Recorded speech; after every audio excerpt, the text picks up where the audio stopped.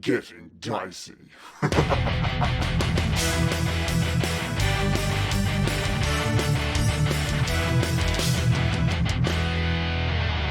I'm guessing everyone else's audio. Whew. All right. Oh, So- look at that. I hope people like that as well. That was fun to put together. It was nice to finally get that. But all right, let's move you guys. Let's move you guys over Dude, into that the roll. playing field. Yeah, we got a nice Alex cat. Must be Got a nice Yeah. 10 out of 9. 10 out of apparently. 9. That's a good rating. Yeah. Wow. Because there's that cool music as well, right? It does. It had the cool Yeah. music and everything. So that was Shout outs to Xpaz on Twitter for doing the audio for us. Who is one of the guitarists for a New Zealand metal band called Saving Grace. Yeah. So which is bueno. That's my new saying for today. Bueno. Okay. Yes, bueno. Sí, es bueno. Okay. So we have started combat. We have started combat with a couple of goblins, which was initiated thanks to Sigg jumping in there. Thanks to. Sick. Yeah, thanks to Sigg. Thank you, Sigg. You've ruined everything. diving right in there. So at the top of the turn order is Gil. Okay. So, can you just describe the situation for us a little bit? Yeah, So certainly. what's happening with Sigg? Sigg is kind of on hands and knees in relatively shallow water. It was enough, like he landed in a way that he was slipped on a rock and the water kind of pushed him over, and he's kind of like on his hands and knees, and it's probably up to his shoulders. It's a couple of feet deep. One of the goblins, the one at the front here, took that as meaning, all right, this isn't what we thought it was. These guys aren't here for a cave tour. That maybe there's some danger here, and they've kind of pulled out their weapons and are basically ready to attack. Behind them up here is the entrance to the cave. It's pretty dark in there. You can't really see much, but you can kind of just hear a lot of running water. It sounds very, very loud with running water to the north. Okay. Miraqen has a question. Yes. I do not seem to have a turn. Oh, because we changed your token. That's right. There's a new updated token for Miraqen. Do you remember what you rolled last Monday? I think it was an 8. Oh, was it 6? Someone's saying 6, someone's saying 8. I'm going to say 6 then. All right, we'll go 6. It was 6. Okay, we got 2 for 6. We should ask the stats keeper. Yeah. Yeah. Oh. You can I scroll hear there's back a in. transcript out there somewhere. Yeah, I'm sure we'll be able to check that transcript later if Asgosha can quickly pull that out. Oh, by the way, a big shout out to Asgosha, who has put together like a stat list for last week's episode. I believe he's going to be doing the same for this week's episode, and is going through the crazy time-consuming business of transcribing our sessions as well. So a huge shout out to you. Thank you so much. That means a hell of a lot. Yeah. It certainly hasn't increased my performance anxiety in any way.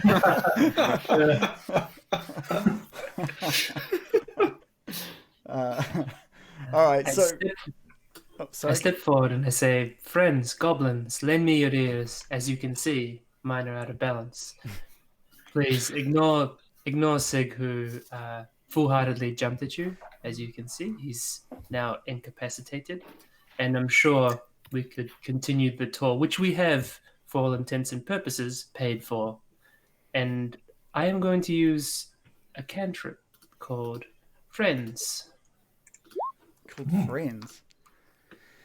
You gained advantage on Now, it will be at the charisma checks. DM's discretion, because I don't know whether or not they're yet hostile towards us, but we shall see. They're hostile towards Sigg.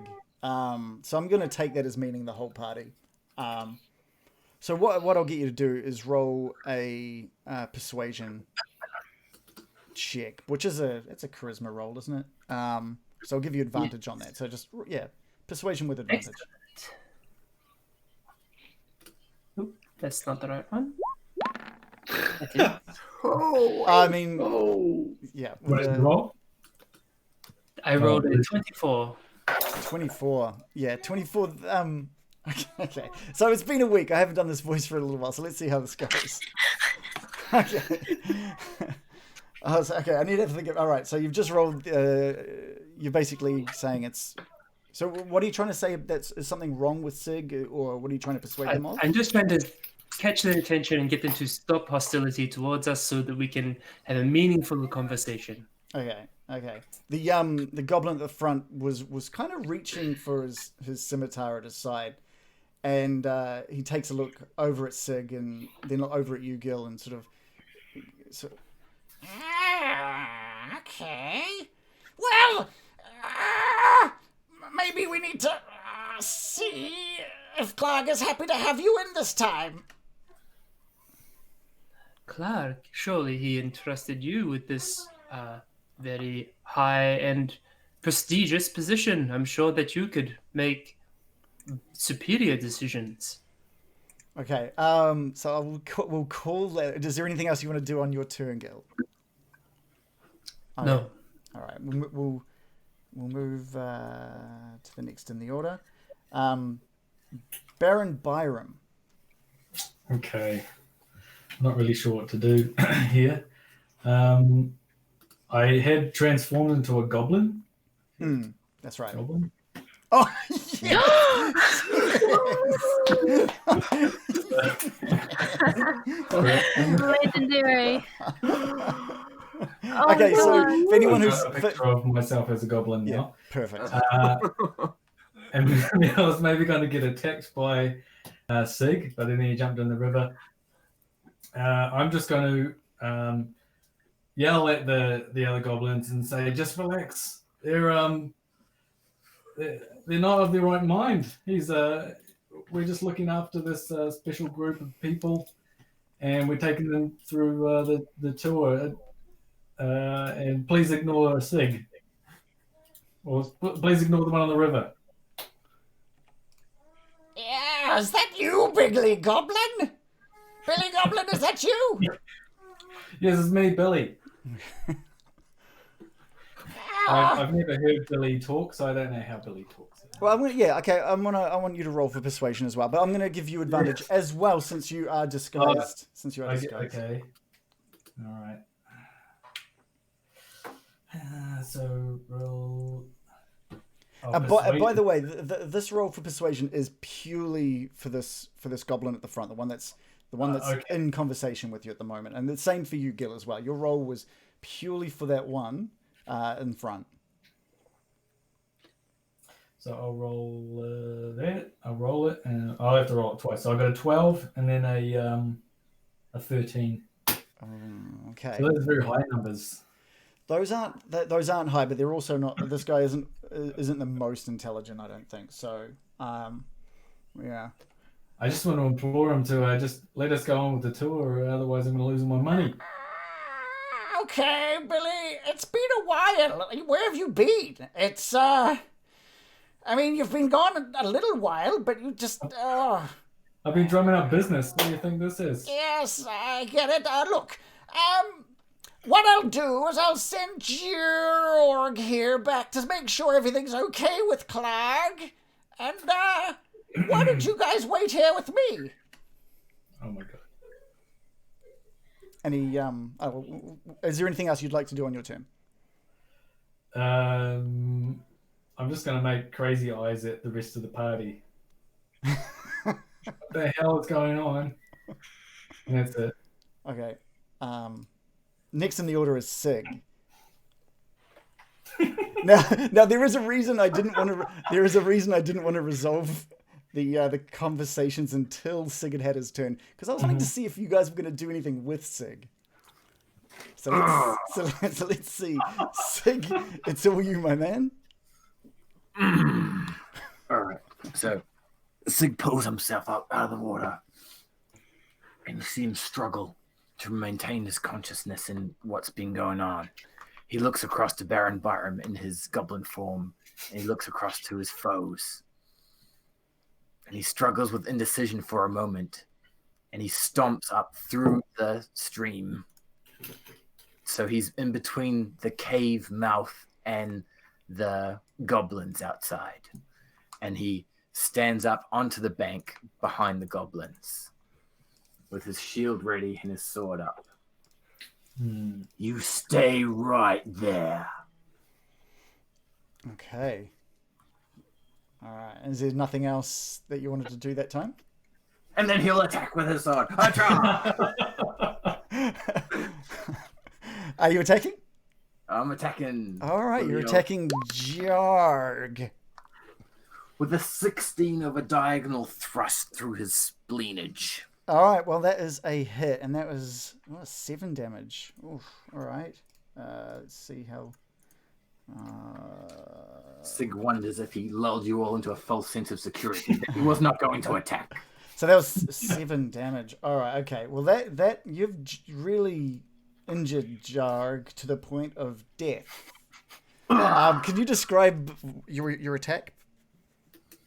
So Sigg stands up, pauses for a moment, and then loses himself to his rage and cleaves him down from the shoulder down to the belly out through his doopy. And his doopy is well and truly splintered. The goblin next to Jarg is he's shocked. He is. I knew it! He's a nutcase! Why did you bring him on this tour, Billy? He paid his ticket. I think Sigg might have had ulterior motives for coming to this cave tour. So anything else that you'd like to do? That's all. Okay, cool. Lorros, it is your turn. You're muted, by the way. Now, I am quite confused. I'm not sure what Sigg was doing. And for a moment there, we were going to kill them. And then he wanted to be friendly. So, watching, excuse me, seeing Sigg kill, what was his name? That was Jarg. There's a lot of A's in that one. Okay. Seeing Sigg kill said goblin, Lorros is just going to join in. Oh. And charge across the river to that guy. Okay. And with his rather large axe brandished, I am going to cleave the goblin's head in two. Because that seems to be the way Lorros does things. Yeah, you guys are bloodthirsty. Okay. All right, we'll roll to attack. All right, I got to find it. Sorry, I didn't even have my character sheet up. This is how unprepared I was this afternoon. That's my role. All right. Great. Let's see what this does. How do you roll 6 D20s there? That is a lot. I have no idea. It came up with a 16. I'm trying to... Okay, I'm not sure all right. It's doing 25 damage. Oh, so you've done... I'm not sure what... I don't know why it's doing so okay, much so damage. roll 20 is I'll like... fix that. All right, so what, you rolled a 16? 16. And what did you roll for damage? A 13 plus 12 plus a 9 plus... I don't know. It should be 13. I think it's a 13, right? It's supposed to be 1d12 plus 3, so it'll be 13, yeah. Okay. Sorry, I've got that set up wrong. Okay, all right. So do you want to describe how you kill this guy? Because he is, again, this goblin is well and truly dead. So just running, kind of not screaming at him because I didn't want him to run away, but just running in a very silent stare. Lorros is charged up to the goblin and just with one foul swoop straight through the center of his head. I want to have his head sort of peel that way. Oh, and it does. That goblin's brain actually splatters out and into the clear waters of the river. And you see, like that. And you see his blood and his brains slowly just float down the river. What used to be crisp, clear water is now sullied with the spoils of the goblin. And so with that, I just give Sigg a knowing look, as say, see, I had your back. Okay, and that's our battle done. That's over. I'm gonna clear these little goblins out. They're out. They're gone. What would you like to do? Well, there's no arguing the effectiveness of that strategy, I guess. My God. You're positively unhinged, the both of you. We need to flee. Gil? Baron? Can you agree with anything these two have done? What was extreme? Sigg, shall we hunt goblins? Indeed. Good man, Mr. Lorros. Mr. Gill, we still have one more goblin to attend to. And Sigg looks at Baron Byrem. Gill, you ask this man anything only a noble would know. I'm not convinced. What's the square root of 4? Ask the servants. He's a noble. We need to get out of here immediately. Sigg sighs with relief. Who's coming with me? And pulls out his new journal that he made on the weekend. I have no time for such things. Goblins could come out of that cave at any moment and kill us all. We must leave. Our lives are in danger. Thanks to these unhinged maniacs. Our lives may be in danger, lady, but surely that is where the best stories come from. Miraqen, please calm As down. long as they can live to tell the tale. You have killed our only Yes. opportunity to find out where those poor innocent souls are and whether they're still alive. I believe they are in there, my lady, Well, I pointing to the can't be cave. going in.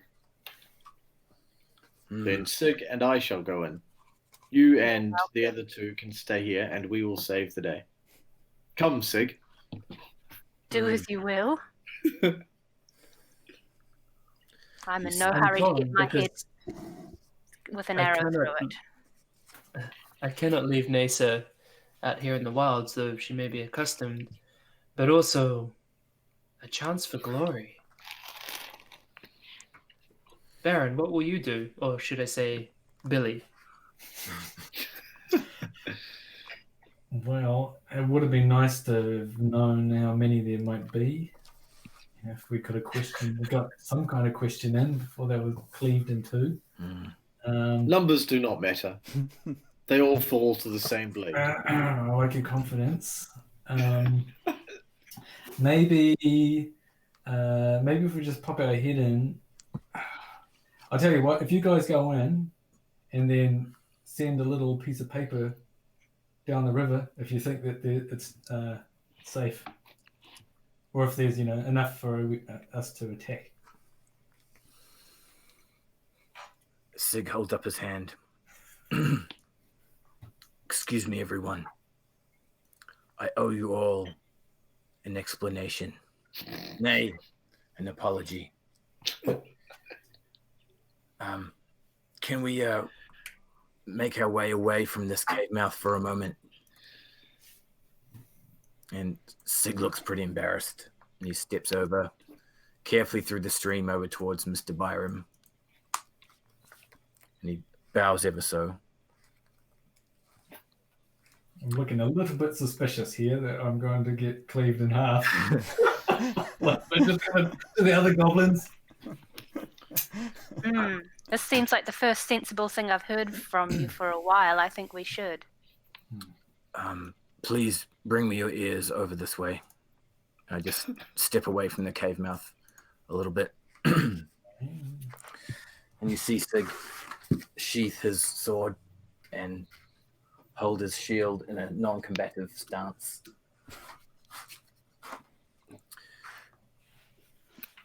It seems early in this journey as it's been, you've already found my weakness. I can't remember the first time I've charged into battle like that. Foolish. Admittedly, Mr. Lorros, this technique works well for you, but not so much me. These foul beasts, these goblins, they are why I'm here today. They rendered my village into pieces, killing, slaughtering. I can still see my men's eyes as the life fades from them. And indeed, that's why my vocation has been to become the war scholar and venture out and find any means necessary to defend our village from this foe. Apologies, Mr. Baron, but It is not the first time my mind has been sullied by goblin magic. And indeed, my memory isn't clear. My purpose sometimes wavers, but my hatred for goblins does not. I will go into this cave, and I will kill every goblin I see. Admittedly, some time in the river did give me back my sanity for a moment, but it will be a struggle for me. Thank you for your ears. Very good. So, seem to have some sufferings from some kind of post-goblin stress disorder. Noble words, to be sure, Mr. Byron. You shall not fear my knife today. Psychological damage. Well, truly a touching speech. I wipe a single tear from my eye. I'm with you, Sir Sigg. Let us avenge your people. Thank you, Mr. Gill. I'm with you too, however, you must not let your rage cloud your sense. We must think of this strategically. If you are indeed a war scholar, we need to use tactics and think about our actions before we charge in and get ourselves all killed. Wise words from a wise kin, Miss Elf. Lorros, what say you? Let the killing begin. I'm still quite worried about you. Nesta, what would you suggest? Strategically, of course. I suggest if we want to stand a chance, we should perhaps camp overnight and regain our magics, which will give us the edge. It would be good if we could also scout to see what their numbers are before we risk a full-on attack that may be a trap. Yeah, I agree. I agree with that. It might be they might have people coming out or goblins coming out and checking to see where the other goblins are, and if they spot those cleaved bodies, that'll set them off. So if we're going to relax, maybe we should hide them in a bush or something. Agreed. Mr. Lorros, do you need rest at this point? You rest when you die. Perhaps I propose Mr. Lorros and I guard watch while you regenerate your nature whatnots. and you will need my nature whatnots. Undoubtedly.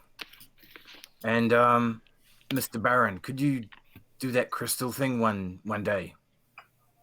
That would be good. Which crystal thing? It was the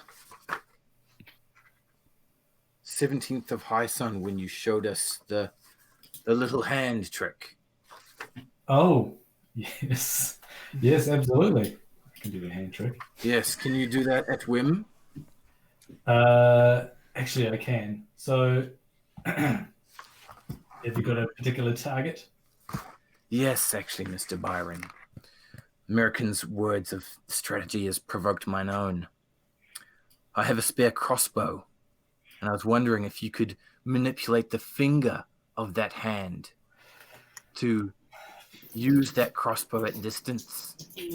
I can't. I won't be able to attack. Use things at a distance. I can more summon a ghostly hand to suck out the life essence of a creature. Could you use it to pull a rope, perhaps? No. It's more a mage hand trick. I see. But I could, I can attack things. Do you want to see it? In due time. Okay. All right. All right. Okay. We know this cave is filled with these beasts. It very well could be. We do have rope from the first trap that we dissembled. Surely we could pay traps back to them in kind while you rest. Lorros and I can keep watch. What say you all? Traps are a good idea. I suggest we make better traps than they made. That shouldn't be too hard. By the way, does anyone happen to have any kind of herbalism items that I could use to make potions? I seem to have given mine away. I shall check my bag in D&D Beyond, miss. What is this D&D Beyond? It's the name of my bag, of course. Ah. Not I. Yes, well, I will have to procure one at the next opportunity. Nay. What do you need that for? To make healing potions. Ooh, okay, that will come in handy. I have a hammer. It may not help. Nut cracking, surely. Nay, that is all. So the plan, if I'm correct, the plan is hide overnight while Lorros and Sigg, you make traps, correct? I think it would sound braver if we worded it as reconnaissance our foe before we kill them all. A reconnoiter, if you will. That sounds braver. Can we just kill them while they sleep? Perhaps. That would be more fun. Well, it is but only the afternoon. Perhaps You that can isn't rest. in the best plan possible. Sigg, you and I will go into the cave later, and we will look. He hasn't got the word for whatever he just said, and find and kill. This is my plan. That sounds good, Mr. Lorros. Perhaps before we venture into the cave, we can set some snares at the mouth of the cave. So if we flee in most haste, they will be caught and not us. What is this flee? It is a mere human technique for killing at a later time. I'll show you one day. Okay, sure. Lorros is just lost for words. He has no idea what the hell you're talking about. All right, so is the plan to rest up a bit? Well, some of the crew to rest up. Have you guys got thoughts of where you'd like to rest up and for how long? I say we make camp a short way away after we hide these hideous bodies. Mm-hmm. I need but 4 hours rest, unlike you humans. I am similar. Okay, rub it in. Mr. Byron, how much rest do you need to charge your little crystal thing? It's not really a crystal. I don't know, a good 8 hours, a little bit of breakfast. I do have some rations I could spare. Oh, really? That's kind of it. I have been a bit of a dick to you lately. My apologies. Well, after you explained your affliction with the goblins and how they killed your village, I can understand. If I may ask one more thing of you, Mr. Byron. Mm-hmm. Do you have to remain in this hideous form? Well, it lasts for an hour. I must admit, it is growing on me. Thank you. Thank you very much. Well, I was just worried if a goblin pops out now, I might have something I might get attacked last. If a goblin pops out, it loses its head. Simple. Well, perhaps we could use this to our advantage then. I am no longer an idiot. So perhaps if you were to twinkle your little goblin toes into the mouth of the cave, a small mite, but always within retreatable distance. Yes. See what you see. The other two can rest. Lorros and I can prepare traps and kill anyone who chases you. Then we rest up. Then we attack and force and kill every little bastard we can find. Yeah, I think I'll give it a go, as long as I don't go too far into the cave. Maybe you can hide the bodies while I pop my head in. Yes, and search them. By the way, see if you can find out if the hostages still live. Ooh, that might involve talking to them. I think if they talk, I'll probably just make my excuses and leave. Good idea. Solid. But I'll keep an eye out. Okay. I might, should I just move my token? Yeah, move your token up to the sort of entrance of the cave. Okay. Oh, I don't really want to go on the river. Lorros is just going to follow up behind him. So if he does escape flee, I'm not escaping. and someone follows him, Lorros is basically just going to be there to slice them in two. Is there stones to get over the river, or do I have to walk in the water? You're going to have to walk through the water. This is no good. I have my shoes on. Oh, God.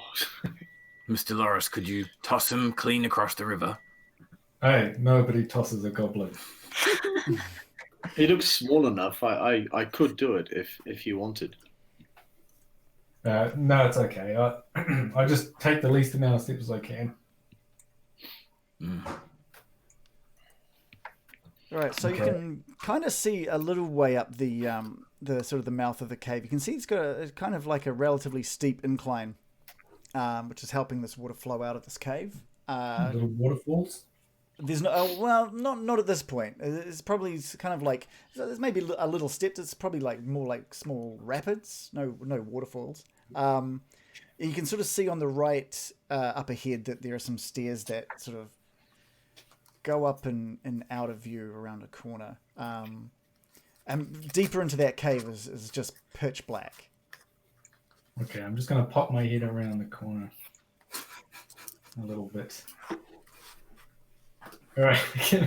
If I can't see anybody, I'm just going to come out a bit. And then I will walk up here and look up the stairs. Okay, we're going to have to... This is going to... Oh, here we go. Okay. Get ready, because you're about to see some stuff. All right. All right. Okay. I've heard that before. Whoa. Oh, right. Yeah. Okay, so just inside the cave mouth, there's a few uneven stone steps leading up to a small dark chamber on the east side of that passage. The cave narrows to a steep fissure at the far end and is filled with the stench of animals. Savage snarls and the sounds of rattling chains greet your ears, where 3 wolves are chained up just inside the opening. Each wolf's chain leads to an iron rod driven into the base of a stalagmite. And they're kind of, they don't notice you yet. They're just kind of snarling and biting around at whatever they're up to. Basically, the sound of your footsteps is being sort of drowned away by the sound of the water behind you. Okay, I'm just going to whisper back, hopefully they can hear me. There's 3 wolves. They're chained up. They're actually quite far away. The wolves, like Lorros is kind of close, but you're inside the cave. There's the sound of the water. If you're going to want to talk to your guys, you're going to have to speak loud enough that probably the wolves are going to hear you as well. Okay, that's fine. I'm just going to, if I crawl along, will I be underneath the height of the stairs? Yeah, you will be. How tall's your character? Well, my goblin is... Oh, he's like 4'6" or something. So I was looking at the height of a goblin, and they're about 3.5 foot. So you're a very tall goblin. So I'm amazed that you... Vegetables. Yeah, yeah. So yeah, if you could maybe crawl on your hands and knees, you'll be able to get past without these wolves seeing you. Okay, that's what I'll do.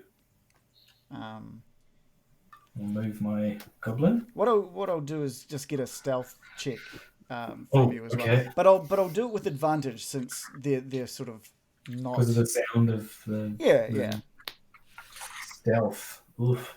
What have I got for stealth? Oh, +2. Whee. Awful. It's an 8. That's 6 awful. plus 8, and I'll roll it again. Let's see. Choice. Okay. All right. Okay, so dear. as you're halfway, let's just move you to there. As you're sort of making your way past, your hand kind of just is placed down on like a loose rock, and it kind of causes a few other. It slips and it causes a few other rocks to sort of make way, and makes enough of a noise. And the three wolves sort of turn in your direction. They don't see you, but they turn in your direction. Oh, no. That's a wolf. They Good teeth. Yeah. they start So growling. They start growling in your direction. Oh no, sorry, that's no. And they start howling and growl. Oh, sorry, that's weird. They were just talking as me just then. But yeah, so they've noticed there's something in that direction, and they move. They all move a little bit towards that side of the cave. But they're on a chain, right? They are on a chain. They're all on chains. Okay. I'm loving Baron's avatar movement this whole time. I'm just going to actually scuttle along as fast as I can before they are able to spot me. So yeah, they're just kind of like moving towards the steps. They're not racing towards it or anything. They're just trying to check it out. They're sniffing at the air. Right. Okay. Well, hopefully they haven't seen me. No, you're good. But they're All right. definitely interested in what's happening. So I've moved my guy over to beyond that wall. So hopefully they won't be able to see me now. Yeah, they're definitely, they can't see you, but they do keep progressing a little bit closer. What? How long is this chain? Well, I mean, you can't see them right now. You're around the corner, so you can't sort of guess how long the chains are. All you can tell is to the north of where you currently are standing. It's basically dropping off to pitch dark. Oh. Yeah. Do you have dark vision or anything? No, unlike probably everybody else in Dungeons and Dragons, I don't have dark vision. Yeah, so to you, it just kind of what I'm. Let's have a look. I can probably reveal that much, but after that, it's just pitch black. Okay, well, I'm going to pop up a bit and try and peer into the darkness. Damn it! There's nothing I can see. Well, there's all you can really experience is just the loud rushing of water. Damn it! It's just blackness and the loud splashing of water. So is there some sort of special darkness? It's just there's no light in there. Like if I move forward, can I see like 5 feet or nothing? No, like I've already revealed. Like where you're standing right now is already incredibly dark. Okay. And sort of any further, it just drops off, and you can't see the hand in front of your face. It's just there's no light. Good. There's no light in this part of the cave. Well, I might just live here now. Okay. Well, what I'm going to do is I'm going to actually just pop into the into the river and go down the stream like a log, like a goblin log. Do you want to describe how he's going down this? It's only I just basically roll into the river and with my feet first, and just try and act like a log. Okay. You and still use look my like a hand goblin. to steady myself. Just try and roll. Well, not roll, but go feet first down the. Okay, I want you to do a performance check. I want to see. Yeah, I want to see. No, athletics. No, you're pretending to be a log. I want to see how. No. I mean, I'm not actually pretending to be like a log. It's just still. Just still. So I'm not getting any, and so people don't see me. But I can do a performance check, sure. I'm sure I'll go well. Okay, because basically you're pretending to be like a dead body, right? You're just. Yeah, just trying to not get noticed. Like, Yeah. I definitely want a performance check. Yeah. Okay. Performance for log 17. Yeah, no, that's fine. You log your way out of the cave, letting the gentle flow of the water take you. Oh, yeah. And as he appears near the cave entrance, Miraqen exclaims, "My God, there's some kind of log coming out of that cave." I'll stand up and say, "Be not amazed. There's another log in its eye." Byron. Amazing. Okay. Log impersonator. And soaking fucking wet. Okay. Well, all I can say is that there's 3 wolves in there, they're chained up, and it's very dark. So, it's a bust. Did you not have a torch? No. You had a torch? Maybe you would have given me a torch. Going in the cave. Mr. Byron, I do have a torch in my pack if you need it. Thank you. I think that's I don't want to go back in there. There's 3 large wolves. Wise to you for you to flee at the time.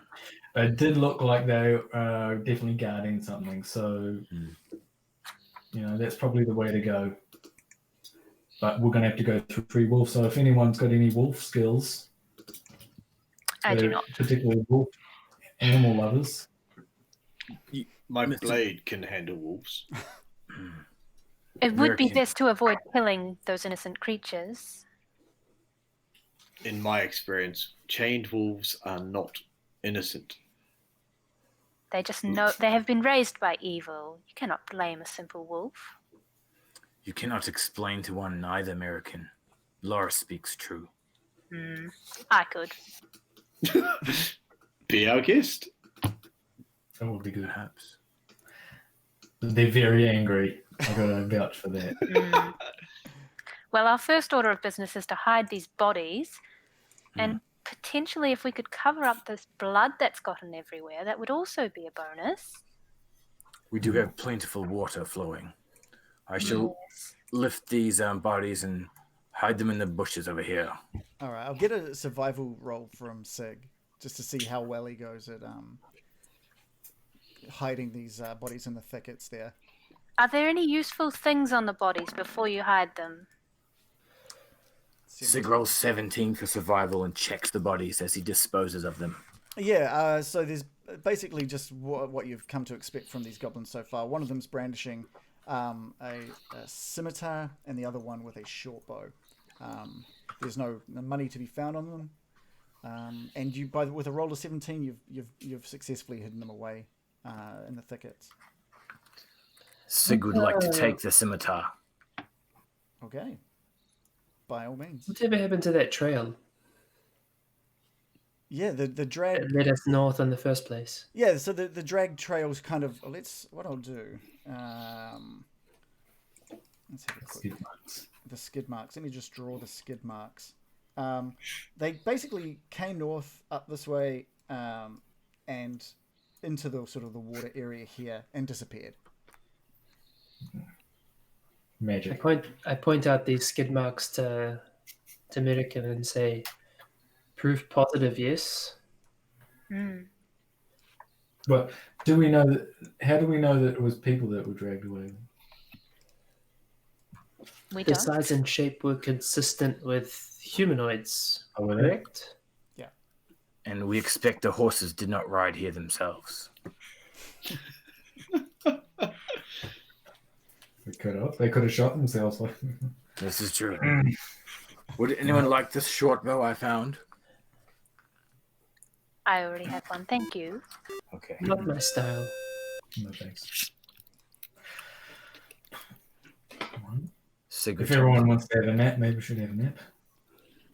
Oh, and I just wanted to say a big thank you to Maya Fay, awesome name by the way, for following us. I'm hoping it was the crudely drawn drag marks that made you think. Now that's that right there is a stream I need to be following. So thank you very much. Yeah, so if you guys want to take a rest, whereabouts would you like to rest? I say we make camp nearby, but not too close. What Far out about of in earshot. this clearing? We could perhaps hang from the trees or something like that. Oh, by the way, these aren't trees. They're all just kind of small, bushy thickets. They're just thick brush, basically. Hang from the trees. I say we go back whence we came and find some woods. A fine idea. On the way? What's that, Baron? Was it more of a forest on the way here? Yeah, Yes. yeah. So you ventured through a forest, past the traps, and out into these clearings that you're in at the moment. Okay, We will be safer there. I'll trust you. Thank you. Mr. Lorros, should we stay at the mouth of the cave or go back to with the rest of the lot? What do you think? We will be safer here with my axe. We will, to be sure, but what about your charge? I would expect him to follow, but if he chooses to stay with the lady, then he can. There is no danger back there. It's not exactly how a contract works, but I feel like I'm not really in a position to argue with you. Well, I personally wouldn't argue with a man so handy and joyful about wielding an axe into people's heads. I take no joy in cleaving heads. It needs to happen. Doubtful. I think I can Turn my head sideways and cock an eyebrow. Well, You I say misunderstand. if we make camp together, we can strategize together. Your axe may be powerful, but don't discount us magic users yet. Wise words, Miraqen. I shall guard you while you sleep. I have kinda no need of creepy. sleep. Oh, yeah. While you recharge your whatnots. The terminology I am unsure about. Before we leave, did we set a trap? Yes. It was a very good trap.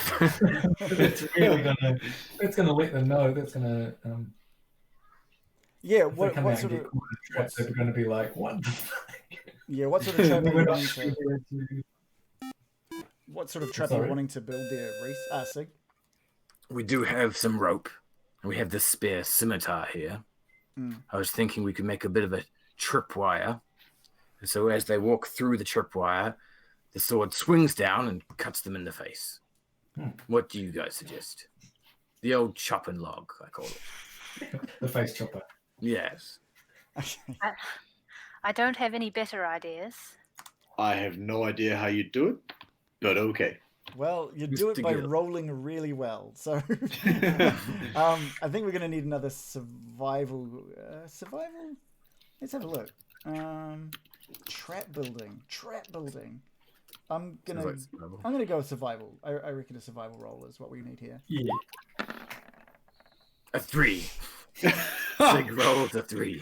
All right, so I remember this from my youth. But okay, so it seems like when I was a boy, it was much easier to do. yeah, okay, This so is so Sigg creates a rope tripwire across the mouth of the cave. He basically creates a small. He grabs the scimitar and puts together this mechanism that looks sound. It's not, but it looks it. And from everything that you guys see, it's he set up the trap. I nudge It's the very Baron good. and say, it looks much better than the goblin trap. Thank you, Mr. Gill. I kind of forgot which way the knot went, but if you think it looks good, I'm happy with it now. Thank you. I'm sure it's very functional. All right, so let sorry. us be off then. I hate to be that goblin. Okay, let's go. All right, so let's we won't move to a different map here. We'll just leave it as is because I don't have like a random forest map. But do you guys want to just how long do you guys want to rest for? Do you guys want to? Is there anything you want to do before you rest, or Yeah, what would you like to do? I would take 4 hours rest, All right. but I'm aware that others might need more. I too would need simply 4 hours of a trance to regain all my powers, but I would like to take the time to strategize. I have a suggestion in my mind. You may have seen my entangle spell. It can be quite useful, particularly if once trapped, say, were someone to light a fire inside those tanglings. Indeed, Miraqen. Now, the other thing I bring is that I actually do have some control over fire. If someone were to light one, I could easily whip it up into quite the frenzy. A solid idea. Burning the little buggers always pleased me.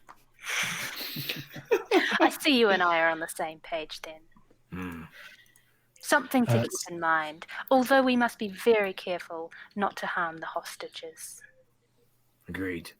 For one so anti-violence, burning seems a lot more painful than cleaving. It is. I never said I was anti-violence. I said I avoid it. Lorros is just backing away from the elf very slowly. It's just like, okay, I'm good. I can appreciate that sentiment. What was that? Mr. Gill, you said. I appreciate that sentiment. I think if we could win the fight without having to fight at all, that would be the best outcome. But I fear that's not what's going to happen here. Agreed. We are not dealing with our usual, should we say, foes. We can see from the ticketing incident, we can't really negotiate with them. They wouldn't even take our tickets. You didn't have tickets. They were ready to take your tickets. So I'll only need a short rest. So that's just 4 hours. Oh no, it's an hour, isn't it? So if both of you need to rest for 4 hours, then I'll be ready. But my only other question is, what about these wolves? Because that's the first thing we're going to run into. Aptly said, Mr. Byron. Miraqen and I both have a short bow. You say they were chained. We could kill them at distance without endangering ourselves. What say you? Sounds like a good idea. Can we not simply bypass them? I would hate to hurt them if I didn't have to. I don't think we can. The chain's not that short, by the looks of it. It looks like they can move around. They were snuffling in my direction. And if the wolves spot us, will not their noise alert our other enemies? Good It's point. pretty loud in there. They've got a loud river, so maybe we can get away with it. We may have to kill them. Let's do that. They are tainted by evil.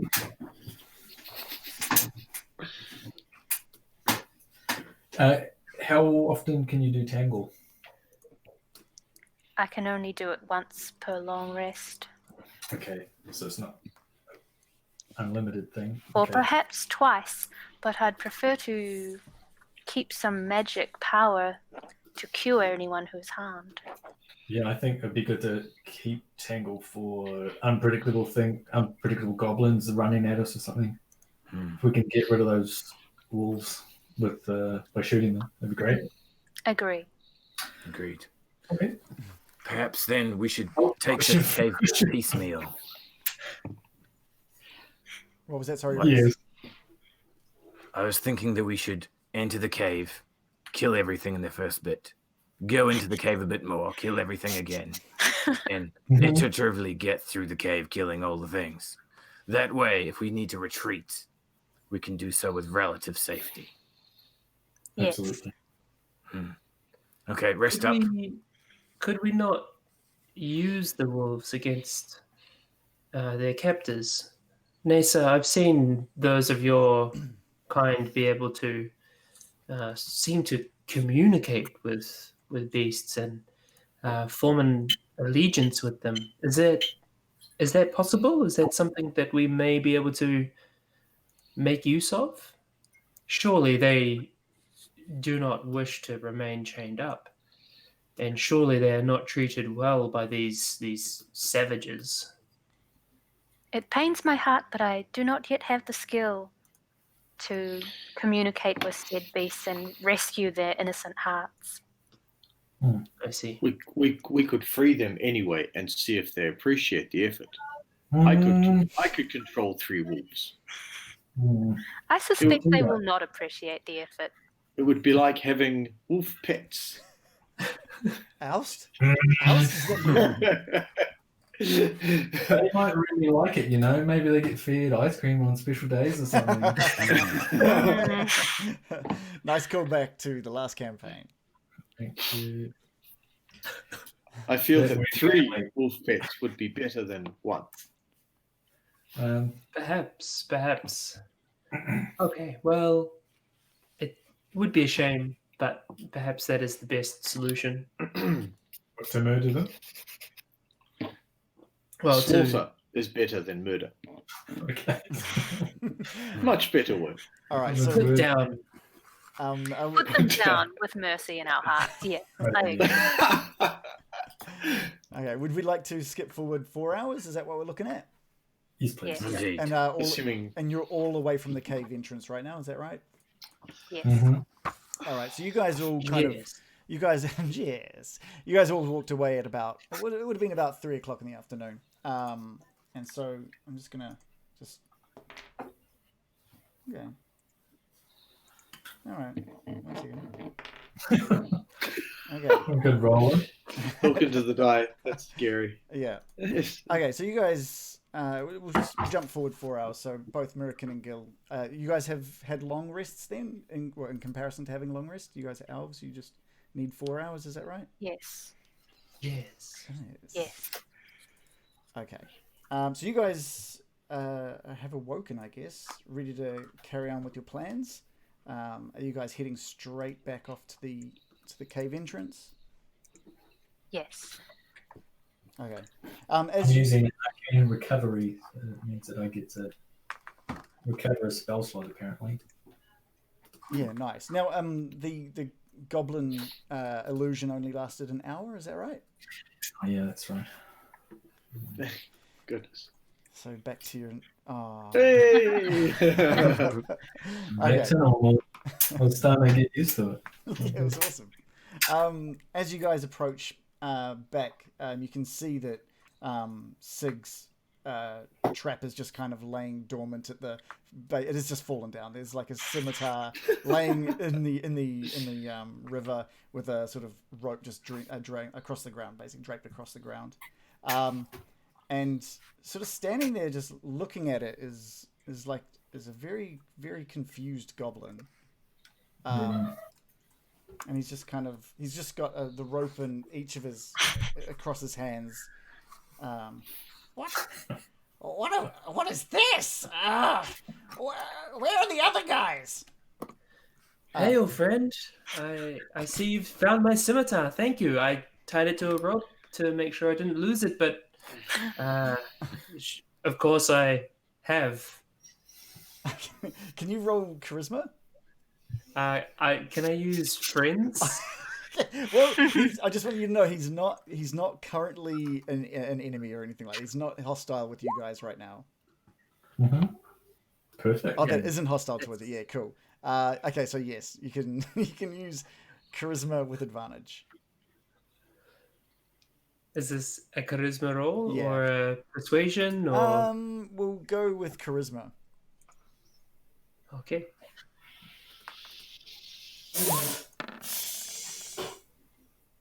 Oh, 13. Luckily, I had advantage. Yeah. All right, so you've rolled a 13. This is quite a strange place to put a rope and one of our scimitars. I mean, you can see the branding. Yes, I purchased it from one of your fellows, Billy. Billy, do you know him? Billy Goblin? Has he been Billy around Goblin, here? yeah. Ah, he is stupid. He's useless.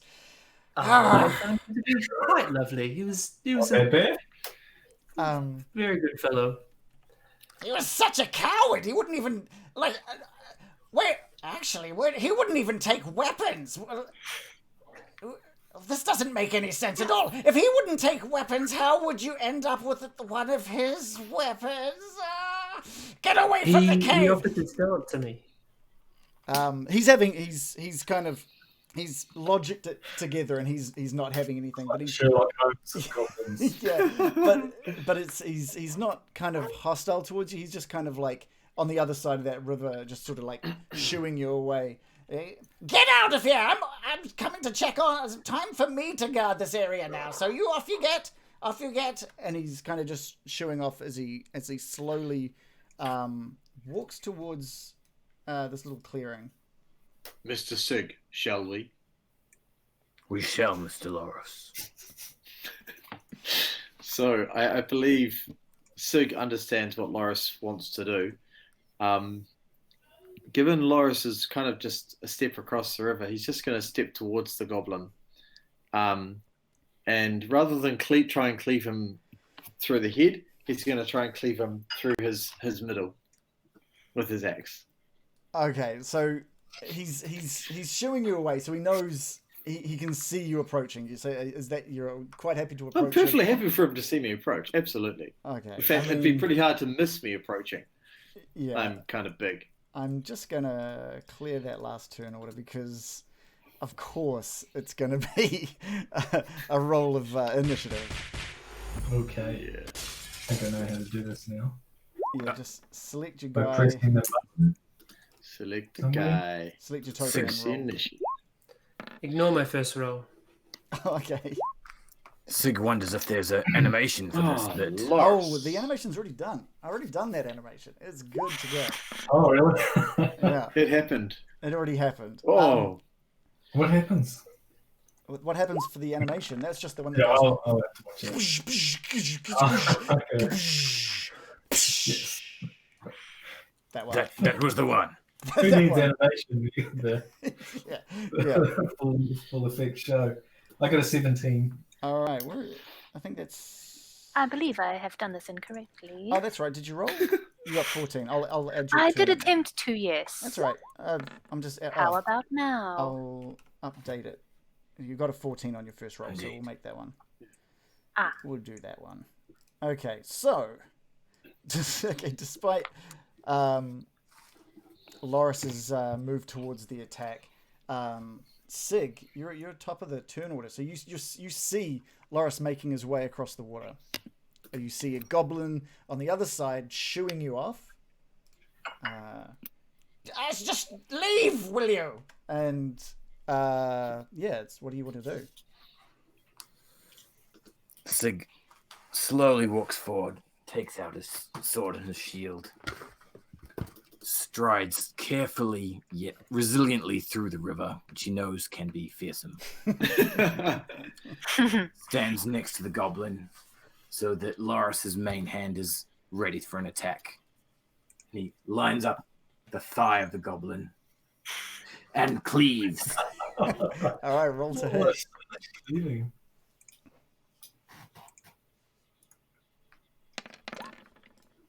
Sigg rolls an 18 Oh, jeez. for thigh cleaving. Look, these goblins aren't strong, okay? He sees you sort of approaching. He sees the intent in your face, and he knows something is not quite right.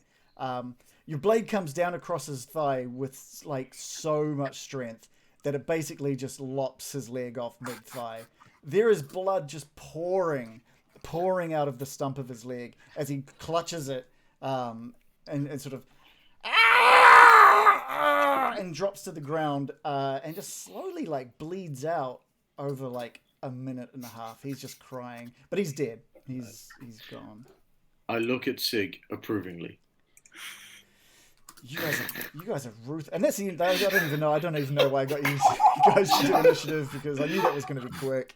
Goblin, Killed it first. Goblin number 3 is dead. You can mark that one as Gosha for another kill from Sigg.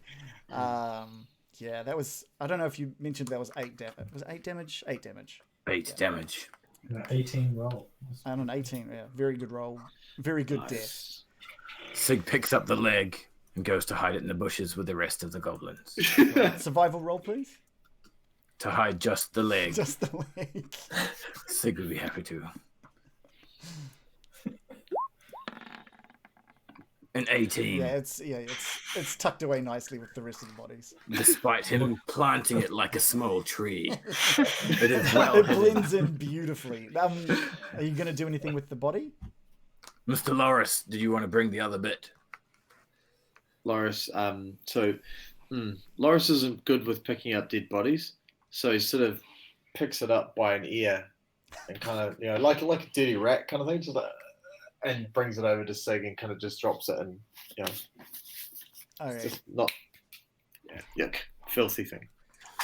Sigg takes back the scimitar, puts it in his pack. So you didn't try to hide this goblin. He's just sort of lying in the bush in the clearing near the bush, yeah? Sigg remembers he forgot to hide the goblin. Okay. No, that's right. I thought you were trying to leave that out in the open. That's right. We'll use your 18 roll from before. He's Ignore my roll. ignore that 3. So that's right. He's been hidden nicely in the thickets as well. Okay, and so in front of you just is this cave that sort of leads. How far does that lead off into the darkness? About 30 feet in front of you. It just sort of the light drops off to nothing. Complete darkness. All you can hear is the sound of water. And Is it nighttime now? Or? Yeah, so we're looking at about 7:30 at night at the moment. So It was a very nice day too, wasn't it? Before it was a sunny day.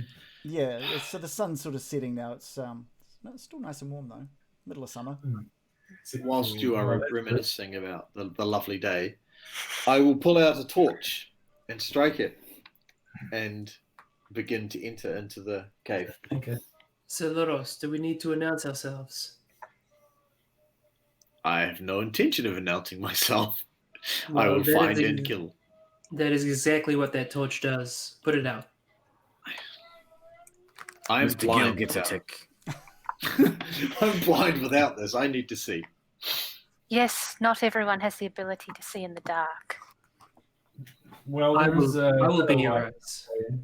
What was that? Sorry, Shannon? I was just saying there is a bit of light. I could see the wolves, but it was just further into the cave. It gets really dark. Gil, you and I can see in the dark. Is this correct? Oh, Gil has just dropped off. Gil's gone. So just keep He going. can. But he think can, said yes. yeah. I think he said yes. You can see in the dark. What a Yes. tremendous gift. Can I Yeah. have one? Unfortunately, you have to be born with it. Maybe we're born with it. Maybe it's half elf.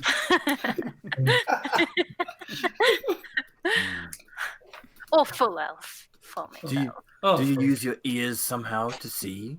Like a bat? If only. Perhaps I should take point, as they say. Though I am loath to do it. Well, I can. Surely I can't let you bring up the frontier. I gird Very myself brave. and step forward.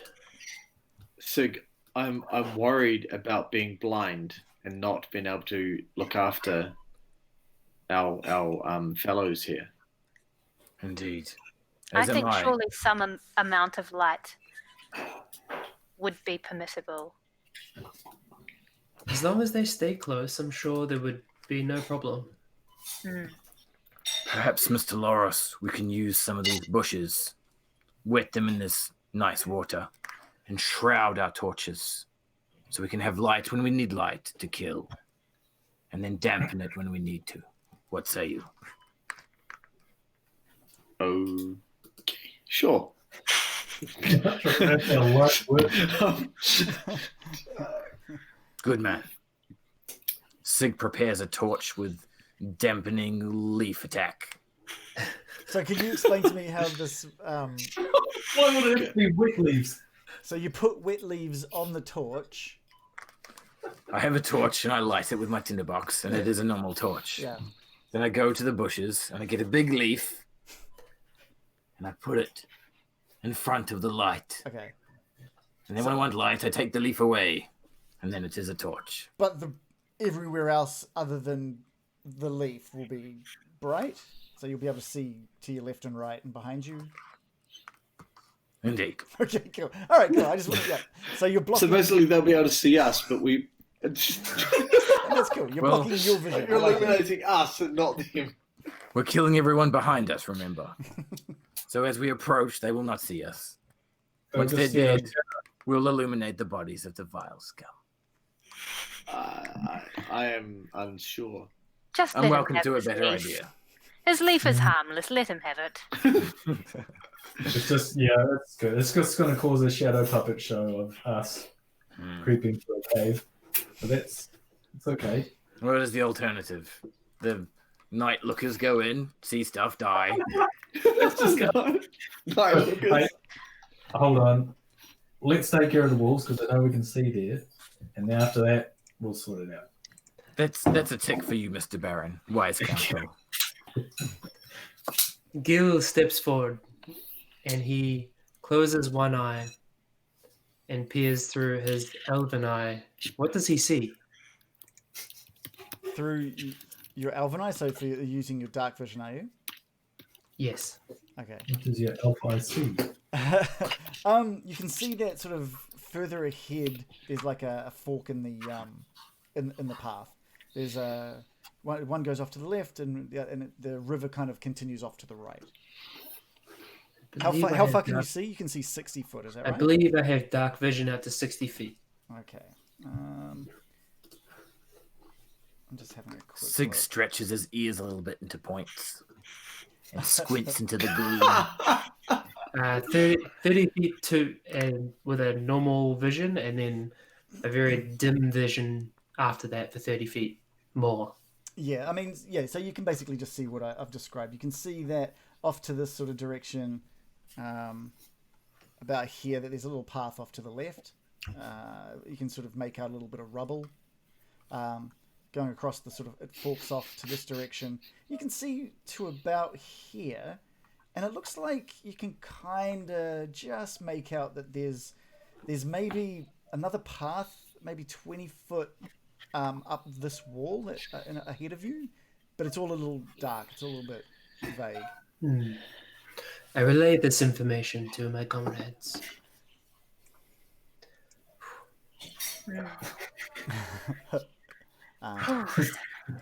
Squinting. After you, gents. Miraqen. Pains my heart to do this, but I believe there are some wolves that we need to return their souls to nature. Indeed. I have my short bow. Let's make And I this have quick mine. and painless. Mr. Lorros, are you proficient with a crossbow? No, but I have these. He pulls out a javelin. Perfect. I propose we appear at the base, pop up, all shoot at once, kill them all, and then celebrate. What say you? I agree, but I will not celebrate. As long as we celebrate quietly. Yes. Okay, let's do that.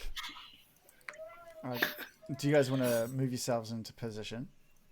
I'm already wet, so I don't mind so much going across the river. You didn't dry out. No, I don't think so. You rested for 4 hours and you didn't dry yourself? That must How be will really my uncomfortable. clothes get dry? No wonder he's so sickly. It's been you've rested in the nice summer sort of air. And, Okay. Summer afternoon, I'm semi-dry. yeah, You were been just kind of- commenting on how lovely a day it was, and Yeah. you didn't take time to dry yourself. You've Do been you not have partially. prestidigitation, my good man? Do that work? Yes, of course. Drying your clothes? It allows you to clean a soiled object. You call me? Alright. Okay. Okay. Perhaps your shoes. No, I don't have prestidigitation.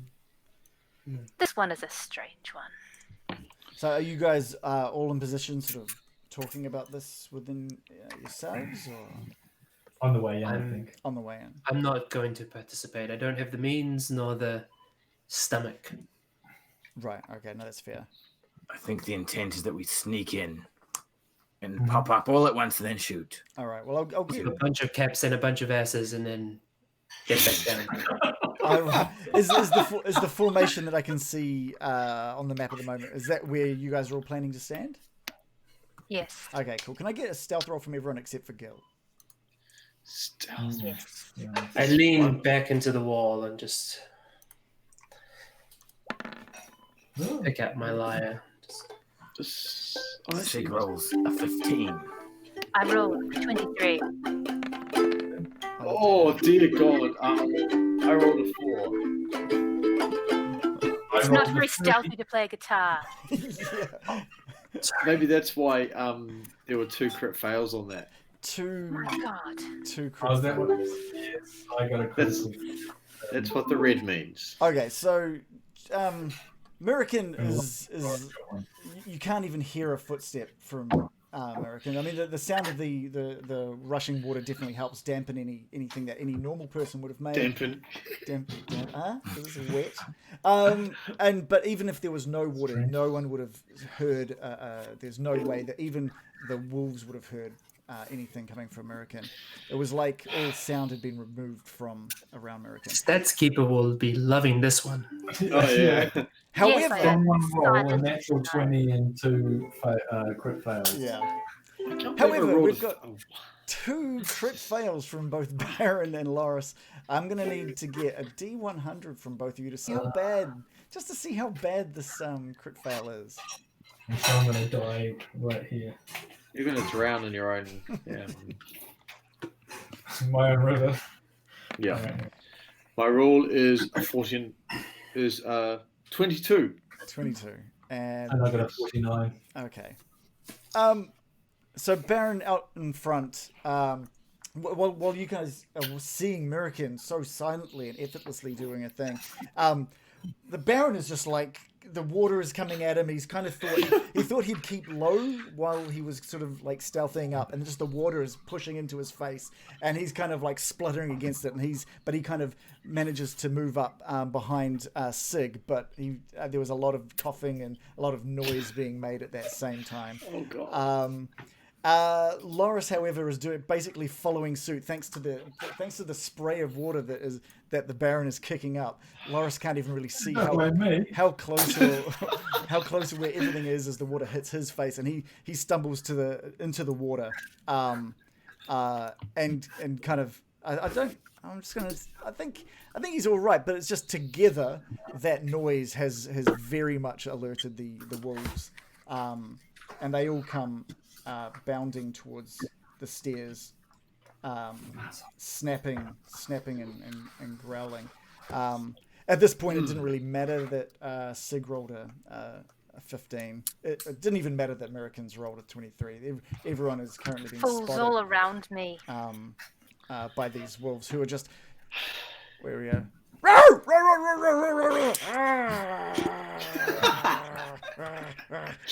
love the teeth. That's legit. So yeah, they're aware of you. They are very much aware of you right now, but they don't know what to do. What would you guys like to do now?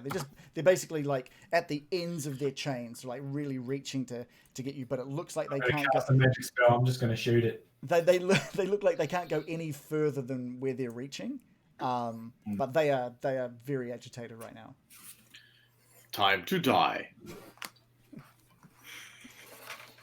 Trying not to enjoy this, seriously. My God, I feel sick, but I draw back my short bow and take aim at the rightmost creature. All right, you know what that means then, guys? It is time to roll initiative. Okay, a 19. Sorry, I keep on forgetting to select my token. What did you get? I got a 4. All right. I rolled a 6. I believe I did the same thing, and I got a 19. Sigg rolls a 12. What did you get? Sorry, Miraqen? 19. 19. All right. Let's see how the wolves are doing here.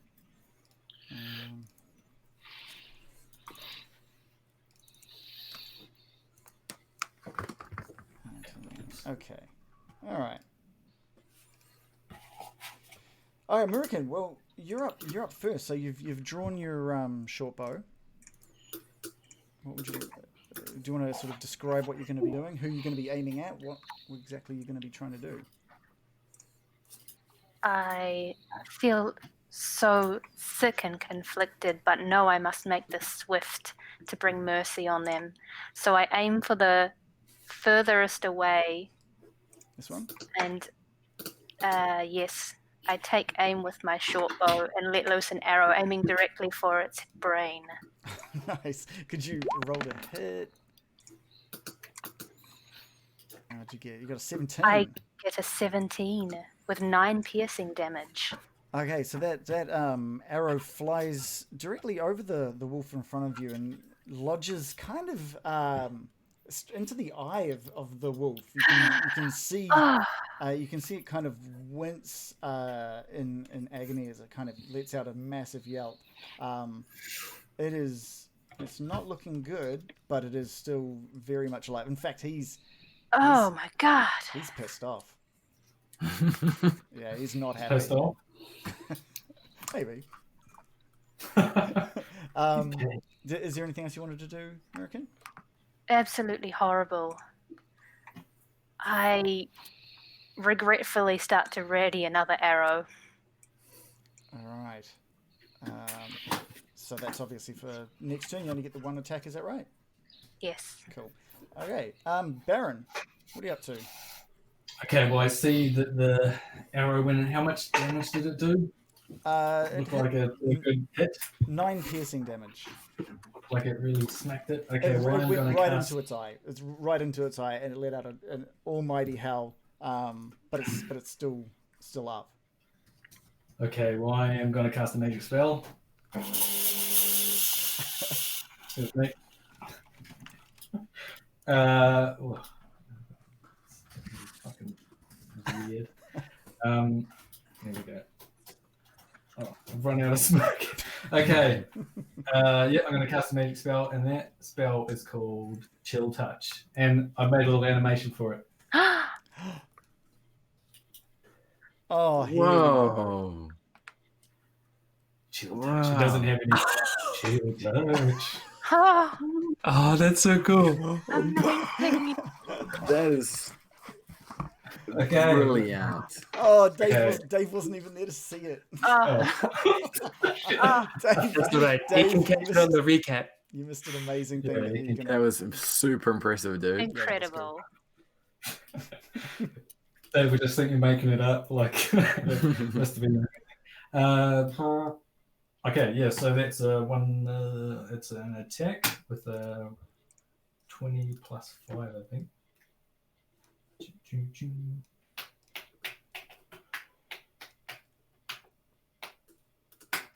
And I got a 15. Is that enough to hit a wolf? Yeah, so which one were you targeting? The same one that just got hit in the eye. Oh, yeah, great. Yeah, so that's definitely a hit. Okay, so and I think I roll a 1d8 for damage. 1. Ooh, okay. 1 damage. Yeah, so I want to attack his brain as well. So your chilling touch is reaching inside his skull. Yes, if possible. All right, okay. So, with all the distraction of the sort of the wolves barking and chomping it in front of you, you kind of just misjudged it, and it just freezes like the side of its head. Brain freeze. Yeah, just giving him kind of like he's already overwhelmed with the pain from his eye, and this kind of just serves just to annoy him just that little bit more. Maybe it will make him feel better. And so so he's taken just the one damage. Is there anything else? I'm just going to sink. What's going on here? I'm just going to lower myself down into the water a little bit. Okay. And that's it. Okay, cool. Sigg, you're up next. All right. So Sigg was getting ready with his short bow, and then as the wolves rush in, he reverts back to his short sword, holding his shield in front of him, and then lopping downwards in a stroke dissimilar to Lorros' technique onto the wolf directly in front of Miraqen. Oh, okay. So you're crossing over in front. Okay, cool. Could you roll to hit, please? An 11. That is a miss. Your blade sort of comes down in between, in between both of the wolves instead, hitting the ground, hitting the rock with just a thwack, and little bits of rocks splinter off, but it has done nothing. It's done nothing. Piss. Piss indeed. Is there anything else you'd like to do? That's all. Okay. Okay, cool. We have the wolves up next. The wolf in front of you, Sigg, sort of is stretched to his absolute limit, but he's able to... You're close enough for him to be able to just, like, grab on. So with that, he sort of bites forward. Let's see how he does with that, though, with his bite. All right, so he's rolled a 10. No match for Cragnolian steel. Nice. It sort of glances off your shield. I think it's the fact that he's the chain is kind of really sort of keeping him at the almost the max that he can reach. Glances off that shield. Yeah. The wolf in front of Miraqen is basically doing the same to Miraqen. Just sort of leans forward and tries to bite onto Miraqen. Rolls a 22. I'm assuming that's 100% a hit. That is a hit. And so the teeth of the dog, because again of the wolf, again because he's right at the edge of the thing, he's not able to really just grab on. It more just grazes down anything that he can find, and it does find like a bit of your arm, doing 4 piercing damage into your arm. Oh no! But in a way, I do deserve this. Yeah, the wolf at the back is pretty injured, and he's kind of letting the pack look after the enemies and sort of disappears off into the corner of this cave, and that's going to be its turn. Was he the one that we hit? Yeah, that was the one that you hit. Right. Actually, oh no, I'm not going to do that. I'm not going to do that. If they weren't on a chain, I'd get you to roll that, but because they're on a chain, I won't. So we're going to move forward through to Lorros. You're on mute, Dave. There you go. Okay. So, just a question: how big a gap is between Sigg and Miraqen? I mean, they're basically side by side. There'd probably be, like a foot in between them that you can sort of see. Lorros will make room. So I will stride forward, and as I do, you'll see. Oh man, no, that's not going to work. I'm going to cast. I'm going to basically go into my barbaric rage. So I will kind of just growl a bit in a rather guttural but quite kind of seeing silent. I don't want to shock anyone and scare anybody here, so I'm just going to kind of. And as I do, I'm going to walk through Miraqen and Sigg, just kind of push you out of the way, and stand full front facing the 2 wolves that are there, and I'm going to attack that one. Okay. So the one actually no, yeah, I will take the one in front of Sigg with my battle axe again. Okay. Before you roll, Dave. Yes. I think it's a good time just to. Oh, you'll leave it at that. Just take a 5-minute break before we can figure out exactly how that goes down. If you're liking what you're seeing, people, don't forget to give us a follow. We're going to be doing this every Monday. We've got a Discord that you can join in and talk to us about what's been going on. Hey, what's up? What's going on? Discord. But we'll be back in about 5 minutes to see the outcome of Lorros versus the Wolves. That's right. All right. See you guys in a sec. Okay, good. I'm going to get a bigger glass. Yeah. So, I guess you're charging forward and you're pushing Sigg and Miraqen aside. Are you guys making room for Lorros? Yes. Sigg moves aside. Now I'm not going to move you guys too much because that would mean you guys would give these beasts an attack of opportunity. We're just going to move you guys a little bit aside. So it's just enough to let Lorros through, really. It's very comfortable. It's comfortable. And what sort of attack are you going to do? I'm using my. How big a space have we got here? Like, I mean, obviously, I can come down like that. Logically, if I swing, I'm liable to hit Miraqen. So, yeah, as long as the roof's not too low. No, you've got a bit of height on there. It's maybe like it's like 8 or 9 foot up. So yeah, so as I was striding forward, I put my javelin away because I don't like using the javelin. I kind of see it as a bit of a chicken's tool, really. You know, attacking from a distance. It's not fair. So I'd rather attack with my battle axe, and yeah. So that's how we're going. All right, and which one are you attacking? The one that was in front of Sigg? Yes, that's correct. Yeah, cool. Can you give me a roll? Roll to hit. Why is it not working? So I roll a. Way too many dice. Oh. Way too many. I roll a natural 20, a 25, and I add 2 to.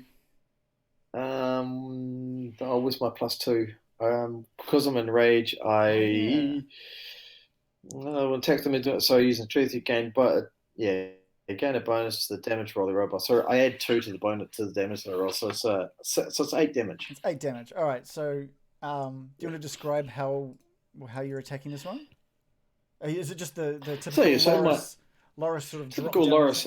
I've created a trend, so I'm coming straight at his head. Okay, cool. You do just miss the head, but it cuts through the ear of the wolf and down into its shoulder, and does a serious amount of damage. But he's bloodied but alive. Awesome.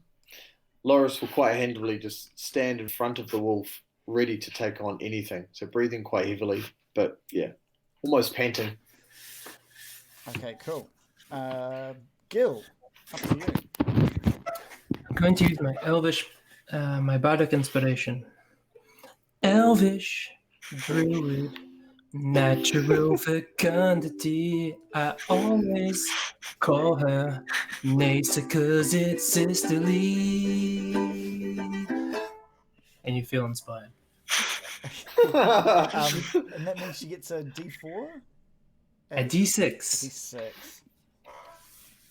So you get to choose with this Bardic Inspiration, Joe. You get to choose when to use it. You can even choose to use it after you roll, as long as I haven't told you whether it's a hit or not. So you can roll, take a look at the response, and decide if you want to use it, which means you can add a D6 to whatever you've rolled, or not. You can use it once. Yeah. Does that make sense? I've put the rules in the chat just for. All right, that's probably better than me stuttering about it for the next 30 minutes. And then I turn to the wolf nearest Lorros, which I assume is this one, and I say, "I'm just gonna go for the easy joke.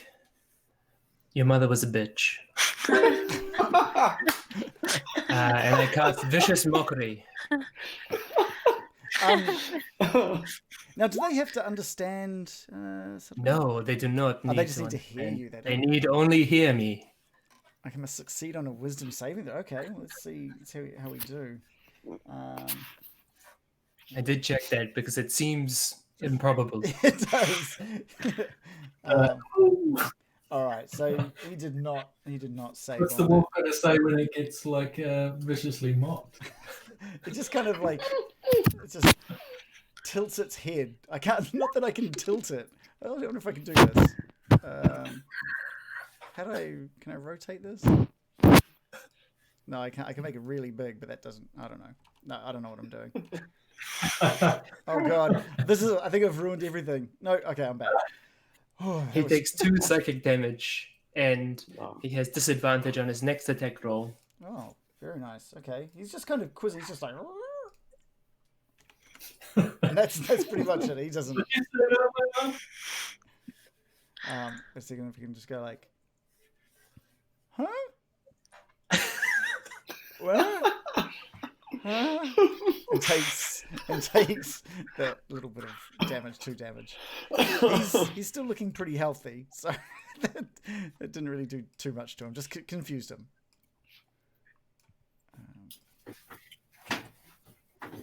Okay. Oh man, I've really messed up a whole bunch of stuff right now. damn it! I don't know. Hope I don't have to turn into that character anytime soon. Okay. Right, so I'll get back to that's how I end my turn. Okay, you've confused the wolf and me somehow. Okay. We're back to Miraqen. Oh, Miraqen is in a bad state. She stumbles backwards and gasps, "My gosh, my spirits! I'm hurt! This is karma!" And she staggers backwards and slumps against the cave wall, looking at the big gash in her arm, and casts Cure Wounds desperately. So, are you moving from your spot? Are you sort of... Just staggering backwards slightly. Okay, so, all right, okay. Barely moving. Just moving away from the entrance. Would you classify that as disengaging from the enemy? I'm trying to decide if you're how far you're moving back. You're currently standing on the steps. I'm trying to decide. Moving 5 feet. Yeah, are you moving 5 feet basically? Would one say further than the length of the chain? Oh, my question to you is, as a rookie, does this penalize me if I move away? If you move more than 5 feet, touch me in the bottom. Yeah, if you move more than 5 foot, the wolf will get a chance to bite you in the bottom. I do not want that. Unless you're using disengage. Disengage. So but it's an action. Then But I then you cannot can't. heal. Yeah. I'm going to go with disengage while muttering and panicking to myself. I don't know what that was. Well, And that's my turn. I'm just trying to see if I need to know anything about disengage. Because I probably should. I should probably know about disengage. Let's check this for everyone at the table right now. Perfect. All right, we're good. You're good. So, will you move back next to Gil? Okay, fine. Yes. And you wanted to heal wounds or something as well? I think I cannot do that. You cannot. Oh, that's not a bonus Until my action. next That's an turn. action. Okay, all right. Good to know. All right, let's move on then. Byron. okay. Well, I'm going to do the same thing as last time, but I'm going to target the same enemy. And I go chill tap. This is the big book I've got, and I got blew the pages with a hairdryer. Oh, That's so good. So impressive. And while I'm doing that, I will roll. Oh shit! It's not just me it happens to. That's fantastic. Okay, so 1d20 plus 5. I've got a 13. Is that a hit on a what's it called? A wolf. Yeah, that's a hit. Cool. Which one is he targeting? This is the one that's backed off, right? The one with the arrow on its eye. Yeah, he's kind of backed off at the back of the cave, but he's not hidden enough. Oh, one damage. What are you doing? Unfortunately for the wolf, the chilling brain freeze you gave him was enough to send him over the edge, and in a fit of madness drops to the ground, completely and utterly mind killed. What a relief. Yeah. All right. Yeah. Okay. That's my turn, done. Okay, Sigg, over to you. Sigg stands with his shield in front of him still, side by side with Mr. Lorros, and uses the nape of his shield to drive through a vicious stab into the face of the wolf. All right, roll to hit.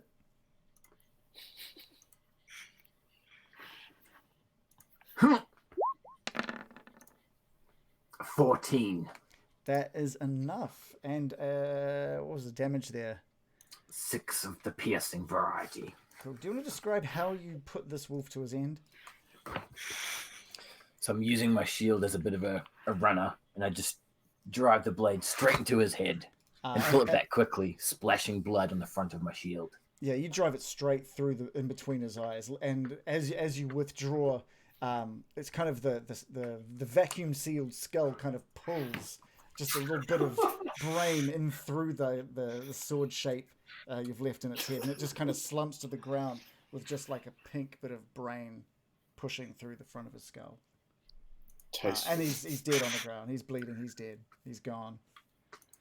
Is there anything else you'd like to do? That's all. All right. It is the last remaining wolf's turn. He's going to try and use his movement to sort of bust past the length of his chain. He's just really straining on against that chain, and you can sort of see that as he's straining that the peg that's kind of into the dirt is starting to sort of bend. And it's giving him just a little, maybe just a few more inches of movement, and he kind of leaps forward just a little bit to attack Lorros. And he's going. He has disadvantage on the attack. Oh yeah, that's right. Because he's also freaking out because he's had the viciously mocked. The cutting words of a half elf still rattling in his mind, even though he doesn't know that language. He's just like, oh, it must have meant something. And due to that, he misses. He's just biting either side of Lorros, and just kind of just ravenous look on the wolf's face. Oh, see, that's what I've ruined. See? I did ruin something. No. He was confused. Yeah, never mind. Okay. And that is the wolf's turn. We'll move over to Lorros, which is probably going to finish this off. Let's hope so. Excuse me. Pitiful being. I'm just going to smash my... excuse me, my throat's aching like a bitch right now. Smash my axe into its head again, like I do so well. The Lorros drop, to be sure. The Lorros drop. You need to fix your dice, man. You need to. Oh, I don't know how it's. I don't know why it's doing actually. that. Oh no, I think that's right. The dice are right. The dice are fine. Yeah, and it just looks like they're all D20s, but they're actually D12s and stuff in there. There's all D12s and flashes, yeah. You hit. Actually. Doing 10. It's actually 12 slashing damage because I'm still raging. Right. So that 12 damage just splits this wolf's head neatly in half, just with Lorros's signature move now, which is axe as high as he can lift it, and then just bringing it down with the aim of a marksman, pinning the skull of the wolf to the concrete step, and just splitting it completely in half. Yeah. And we have. Sorry, I didn't enjoy that. Yes, you did. Yeah, you did. That's that battle over. That's another battle done. It's pretty humane, really. Yeah. So you've kind of just left there with the sound of rushing water behind you guys, or around you, Byron, I guess, and 3 dead wolf bodies at the tops of these stairs. What would you like to do? Miraqen, what can we see in the cage? Sorry. Cage? Or... Okay, in that little area that we've kind of the wolves are. I'm assuming it was a cage of some sort, but no, this is just an open cavern within this cavern system. So we've got there's a stalagmite, reaching towards the ceiling of the cave here. It looks like there's some sort of narrow opening to the east wall that leads just to a natural chimney that climbs about 30 feet up. So it's a pretty steep thing, but you can. Let's have a look here. You can kind of see that it kind of leads up, and there's a little opening right at the top of this sort of chimney area as well. It's pretty small, but it's probably wide enough that if you tried hard enough, you might be able to sneak through. But it looks like the climb up there is pretty treacherous.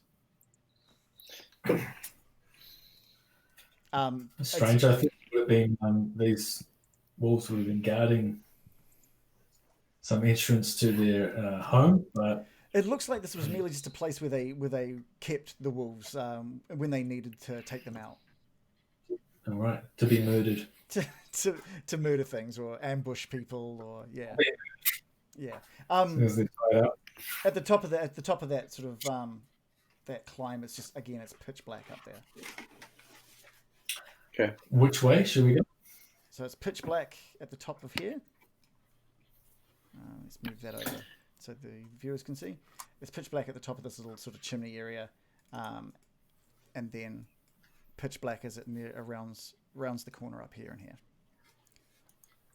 Well, actually, to anyone without dark vision, it's probably black around this area. Yeah. Right. There. Gil, did you want to check in on Miraqen? Yes. Miraqen, are you all right? I am afraid the spirits have taken karmic revenge on me. I'm very badly wounded. My arm. Look at my arm. Covered in so much blood. The blood. I deserve this. No one disagree with me or anything. Are you okay to continue?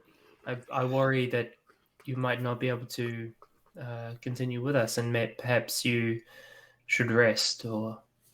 Well, I do have the ability to cast Cure Wounds. Just give me a moment and I will do so. But this is a good lesson for me. Does Cure Wounds leave scars? I've always wondered that. Is it like completely clear everything up? Good question. And you've rolled a 7. I'm very curious. So you're all healed up. That means So you only lost 4 before. Yeah, My arm knitting together the flesh back to where it was. Look, no scar. No scar. I'll be watching that, quite interested to see how it healed up. I'm quite interested in that sort of thing. So, this is an amazing surgery technique. Yes, it is. Mr. Sigg, do you not agree a scar would have been better? For valor's sake. Scars are not a good look on beauty. Indeed. But it would suit Agreeing you. all round. Let's go kill more goblins. I'm going to throw, basically, because I've still got my torch in my hand, so I'm going to throw my torch just down to that spot there. Okay. Because I can't see anything any further than that, right? So I'm just going to sort of walk up to where I can see and lob my torch to that part of the entrance of the cave now. Cool. I need to just sort of see. All right. Okay. Bright light for 20 foot, dim light for another 20. Okay, cool. So could you just mark again whereabouts you're going to chuck that? I'm kind of aiming just at the mouth, just there. All right. Okay, cool. So. And I'm just going to back away. Okay, so I'm just kind of marking out. We just said back away, didn't we?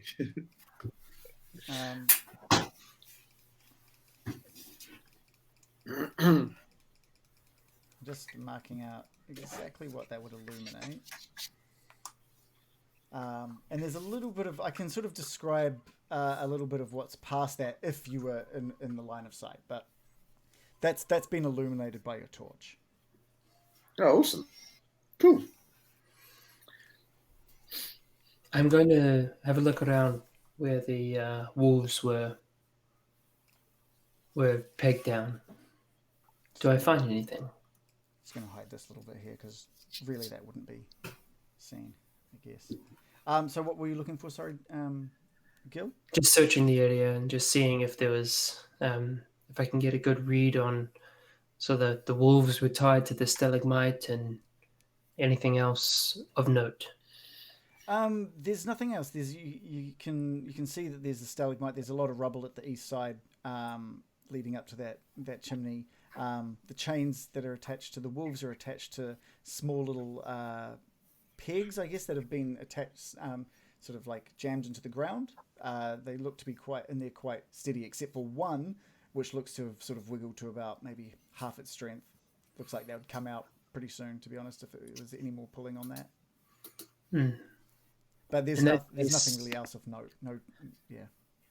In that case, I will check the chimney and see if my Alphi can make out any detail.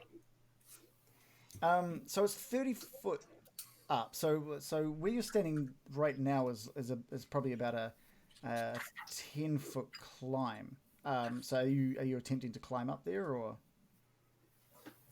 Yeah, can I just get a? Yes, I'll climb up. Yeah, can I get an athletics check?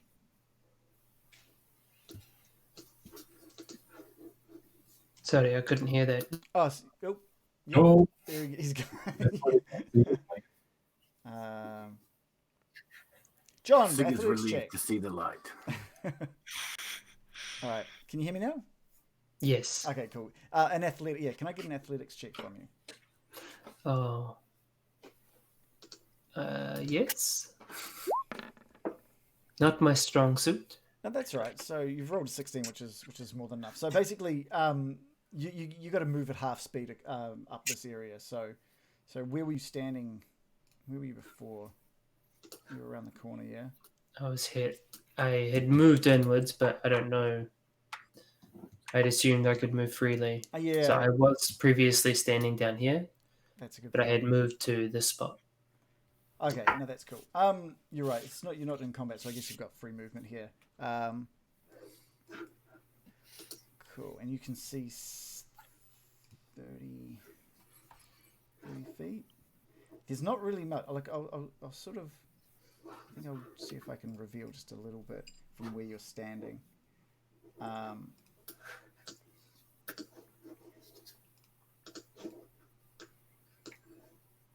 There's a little crack through that you can spot. And you can see something lurking behind there. There seems to be some movement behind there as well. Then there's a little soft glow emitting from in there as well, but not enough to really light up more than what you can see through that crack. Is the path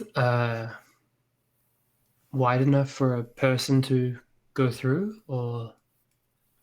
Let's have a quick look. Let's have a quick.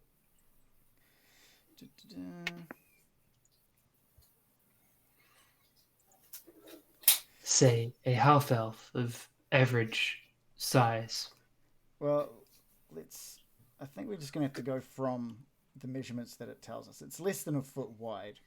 Well, about a foot wide. You could probably, someone of your stature, if you weren't carrying all your bags and stuff, you'd be able to probably make your way through there. Let's suck it in.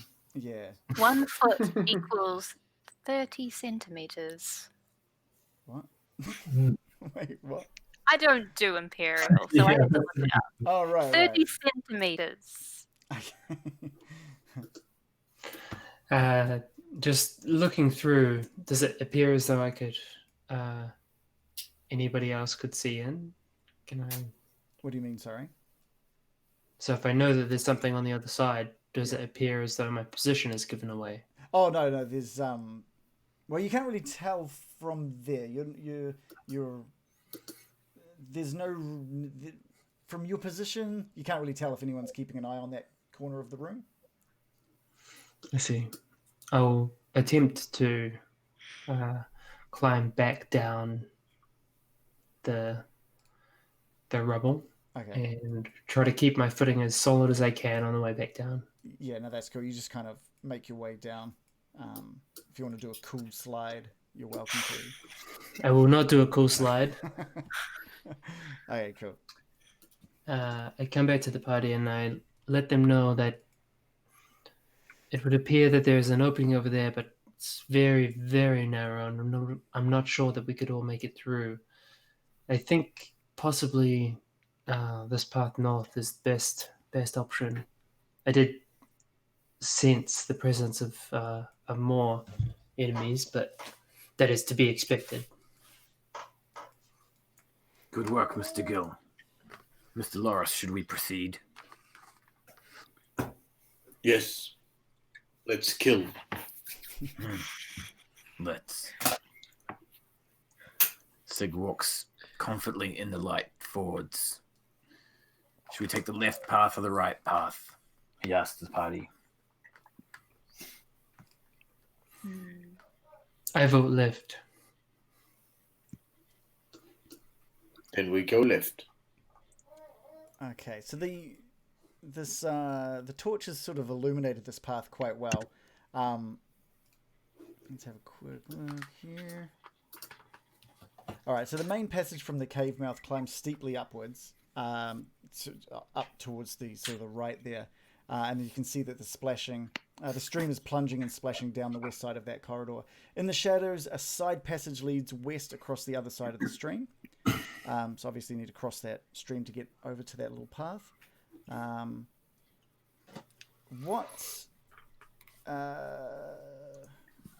have a look here.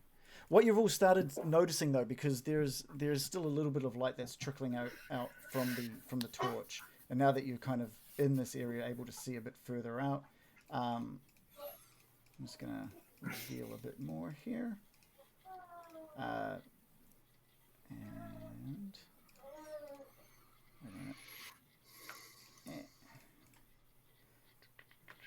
boom, you can see in the shadows of the ceiling to the north, you can just make out the dim shape of a rickety bridge of wood and rope crossing over the passage ahead of you.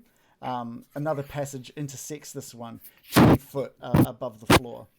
So as you can see that there is a goblin that is standing on top of that on top of the bridge, and he's been keeping an eye on that ever since he saw that that torch thrown out of the darkness. He was kind of waiting to see exactly who that torch belonged to.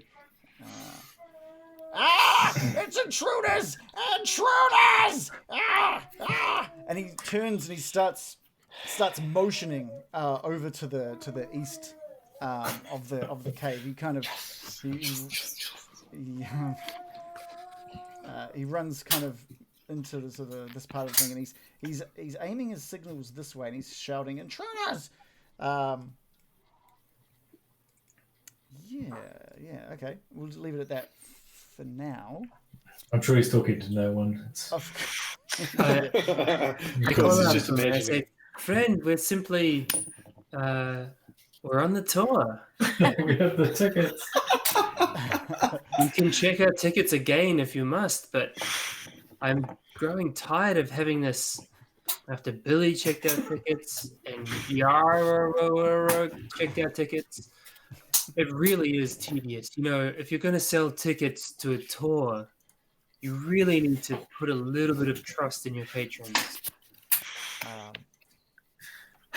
If this was true, you would have a guide. We always take guides. You're not meant to be through here. It's intruders. The guide was eaten by wolves back there when he tried to show them to us, and I tried to cast friends on him. Oh, he's is he hostile? Would I say he's hostile? I'm gonna say, unfortunately, this time this goblin is rather hostile. He's Okay. He's not going to take any of your Agitated. Yeah, he's very agitated. And he starts heading across the bridge into this kind of little walkway area. Before he leaves sight, can Sigg react to his movement? Yeah, sure. He's just so you know, he's 20 foot up. Sigg calls out, "Goblin, I have something of yours." Pew! And fires his short bow. With a 6 to hit. And misses as the goblin sneaks into the darkness. Yeah. Scum! Yeah. I'm just gonna quickly feel free. You guys can think about what you're going to do now. So, well, he's run off that way, so that must. I'm guessing that's where the rest of them are. Do we want to? How about you get under the bridge, and when they run to cross the bridge, jump out like a troll, or stab them from below, and you'll be the troll, and and they'll be the billy goats. I'm not familiar with this tale, Mr. Byron. What happens? Billy goats cross the bridge, and they get stabbed from below. A sound plan. Does anyone else have a better option? I like this plan. Can we And as not they just fall, finish them off? Someone else can finish them if they fall, or we can push them off the bridge, maybe. I feel I could contribute to this with my short bow. Perhaps pick them off once they show their hideous faces. Mm-hmm. I'll hide in the darkness. Oh, I yeah, would like to suppose I stand can on the see bridge and push them off. That seems like a risky maneuver. them. Feel free. You're Sigg opening wonders yourself up to attack. Sig wonders if we can climb up on the bridge, or is it like going over us and we're down here type thing? By all means, it's 20 foot above you. You could try and scale the cliff that the bridge is like attached to on each side, and try and see if you can scale up and make your way up 20 onto that feet, bridge. eh? But it's 20 feet up, yeah. So it'll be. You could 20 weaken feet is- the structure so as they cross it, it will fall down and they'll die. Can I not just walk up here and find the bridge? I mean, Risky. you can totally walk up there and make. If you want to start looking for the bridge, you can, but just be aware, like it's pitch black past where you're past that line for anyone without dark vision or a torch. I have my torch. Oh, you picked it back As up. I pick Okay, up. all right, okay. Pick up one of the- By I wasn't going to leave it there. But okay, yeah, by all means, you can absolutely take that with you and make your way up. Yeah, Cool. if you can So, find your way up onto that bridge, absolutely. Yeah, Lorros is going to, while these guys are talking about bridges and trolls and whatever the hell they're talking about, Lorros is just going to walk to here and see if his light can illuminate anything further as to where the entrance to the bridge is or where the little goblin went. Because he went in here, didn't he? Oops, I don't need that. Yeah. So he ran across the bridge and sort of made his way down this little tunnel that you Cool. can see at the top of the near that bridge. Yeah. All Alright, so 20 foot. Okay. From there. Yeah. You need to. I Cool. guess you need to make yourself around a little bit further. Okay. Okay. All right. come, Mr. Sigg. Oh, Sig okay. follows Mr. Lorros. Okay. As you reach this area, there's like a really the sound of the water around you has gone from like something that kind of fills the cave. That's kind of all you can really hear, but suddenly just the volume of it just gets to a deafening, almost a deafening level. And Lorros, you're the first to see it, but there is a just enormous wave of water heading directly towards you. As it's just a surge of it rushing water comes down from above and just goes straight over the top of you and fills that cavern. So what I'm going to need... Act like awesome. a log. I'm going to need... what are we going to look here? Where is everybody? I need to figure out where everyone is at the moment. I'm quite high up. I feel at sorry least for I'm you.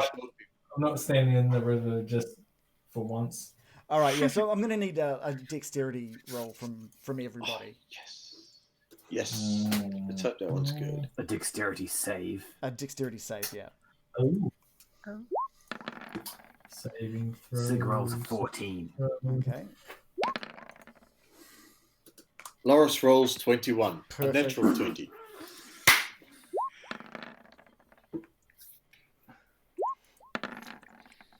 Guillermo Miraqen rolls 12. 16. Okay. I roll this.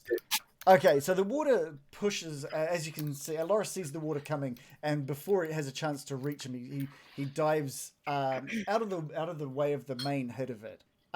He still kind of gets a little bit of water on him, and it's tugging at him, but it flows past him, and Sig, seeing Lorros dive out of the way, does the same. Miraqen and Gil both sort of get missed by the brunt of the water, but poor Byron is washed, is swept away. What? I'm not Can I get a strength saving throw from you? Oh, that's well? I'm good at those. Very good, Mr. Sigg. I'm impressed. Form of a log. Okay, so -1. Oh, okay, fantastic. 16. All right, so there perfect. must have been an 18 -1. Yeah, okay, perfect. So, Lorros and Sigg, Miraqen and Gil, you guys have all avoided the surge of water, but it manages to somehow smash into Byron, into the Baron, I guess I should say, who manages to hold on to the cave entrance since he's kind of off on that path, I guess. He just holds on to the rocks and with all his strength, which isn't much, but he manages to hold on as the water passes. Shortly, the water starts subsiding again back down to its normal flow.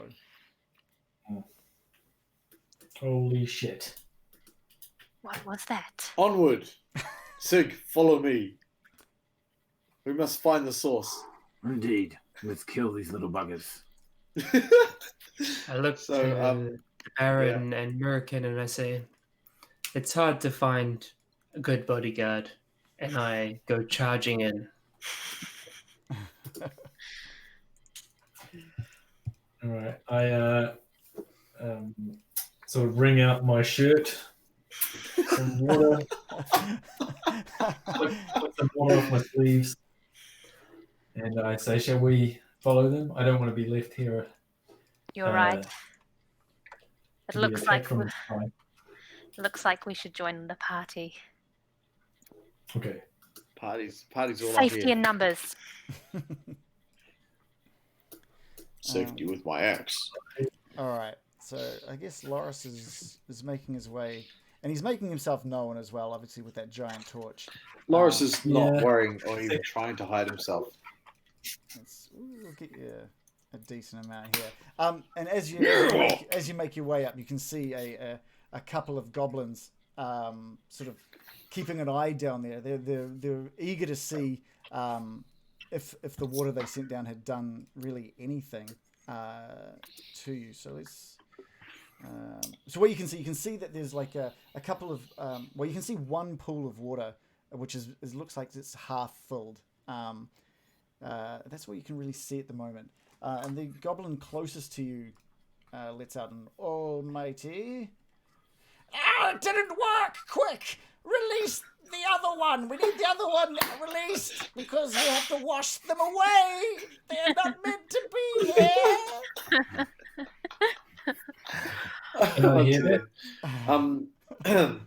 Yeah. Regan, would you say longer than a minute has passed since our last battle? Oh, yeah. You guys have... Okay, cool. Yeah, for sure. So, just checking. It's been a good 10 to 15 minutes. Groovy. Yeah. So do I hear them say, release the other one? With the sound of the water in this cave, I think maybe Lorros definitely hears it. Sigg, if he concentrated very hard, may have heard it. But that's probably it. Lorros will warn Sigg as he charges the goblin. So Cool. basically, Lorros is hearing this. Lorros is just going to go, Sigg, with me, move quick, and he's charging said goblin. Okay, cool. Axe raised. Which goblin are you charging? That one. Okay, cool. All right, we've got time for some battle, I think, don't you think? I think we've got time for some battle. Yeah. Always time for battle. All right, can I get you guys to roll initiative? Remember to select your token before you roll initiative. All right, good thinking. Okay. Initiative. 18. Ha ha. Sigg rolls a 13. I'm right behind you, Mr. Lorros. Good man. A 9. Miraqen rolls a 20. She's ready for action. Oh, damn. Woo! Did you... Didn't select it. Guillermo You set didn't it on select your card. rolls a That's right, I'll add you 12. back in there. You got a 20. That's awesome. This is the goblins. All right, so first in the turn order is Miraqen. Oh no. So I can move 30 feet, so that will get me up to where the others are. Yes? Yep. So she rushes up to meet the others. And decides to duck behind this rock and take aim with her short bow again, this time whispering, I have no qualms with killing these. All right, can you roll to hit, please?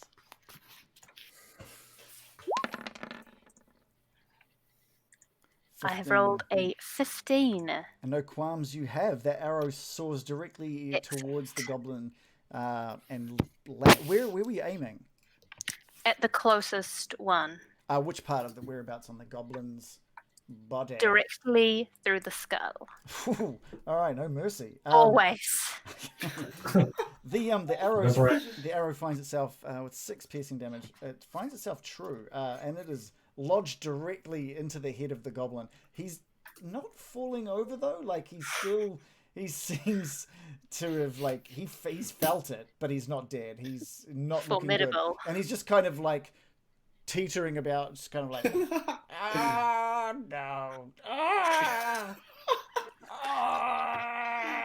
and he's just arrow sticking out of his head. He's not doing good. That's brilliant. And is that your turn? First, these low quality short bow arrows. Okay. Made by scum. I mean, it was a pretty good shot. And that is my turn. Okay, I just need to make sure this is doing its thing. It's playing with me. Okay. So since you've sort of gotten a bit closer to this area, you can see that there are in fact 2 large pools of water in front of you. One of them at a half level. The other one looks to be still quite full. There's a narrow waterfall high in the eastern wall that is feeding these pools, which drains out the western end of the chamber to form the stream that flows out to the cave mouth below. There's low fieldstone walls are serving as dams that holding the water in. You can see that the closest pool has had some stones pulled away, and so you deduce that that's probably where that last burst of water came from. There's a wide exit standing to the south of this room, while 2 smaller passages lead west.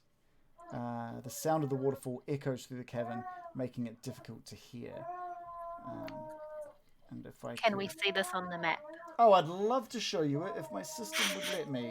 Right now, it's just decided to make it very hard on me. I'll show you guys now. Okay, cool. Sorry, just the system I'm using to connect everything together is deciding to... The internet, I'm sure. Yeah. You also see that there are, in fact, more than the 2 goblins in this room. Yeah. Yeah. However, so just remember that, Lorros, you can only see 2. You can only see these first 2, thanks to your torch. So if Sigg was looking as well, that's the only 2 he would see. Lorros only needs to see 2. Miraqen can see that there are, in fact, 3 goblins currently inhabiting that room. And I say currently because it is the goblin's turn, and the bridge goblin runs out. Yay, bridge goblin. Bridge goblin runs out. And he's like, Did you get him? Did you get them? I did what you told me to do. I alerted you. Did it work? And he looks off to the side and sees Lorros's formidable form standing in the sort of the stairway there. But that was his action. This second goblin is basically going to spend his turn loosening these rocks in an effort to break this dam. Third goblin is going to run halfway, pull out his short bow, and eye up Lorros. Let's see how he does with it. And he rolls a 15. Oh, that's a hit. And he does 7 piercing damage. That arrow flies past his friend down and just skims the top of the stairs as it goes down and lodges into you. Ow. Yeah. That goblin spends his remaining move just sort of jumping up and down in celebration. Excuse me, I would like to see that acted out. Well, I can't jump up and down.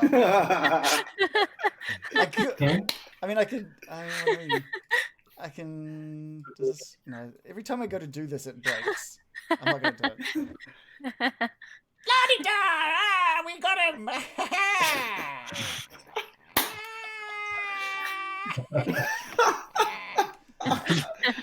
Okay.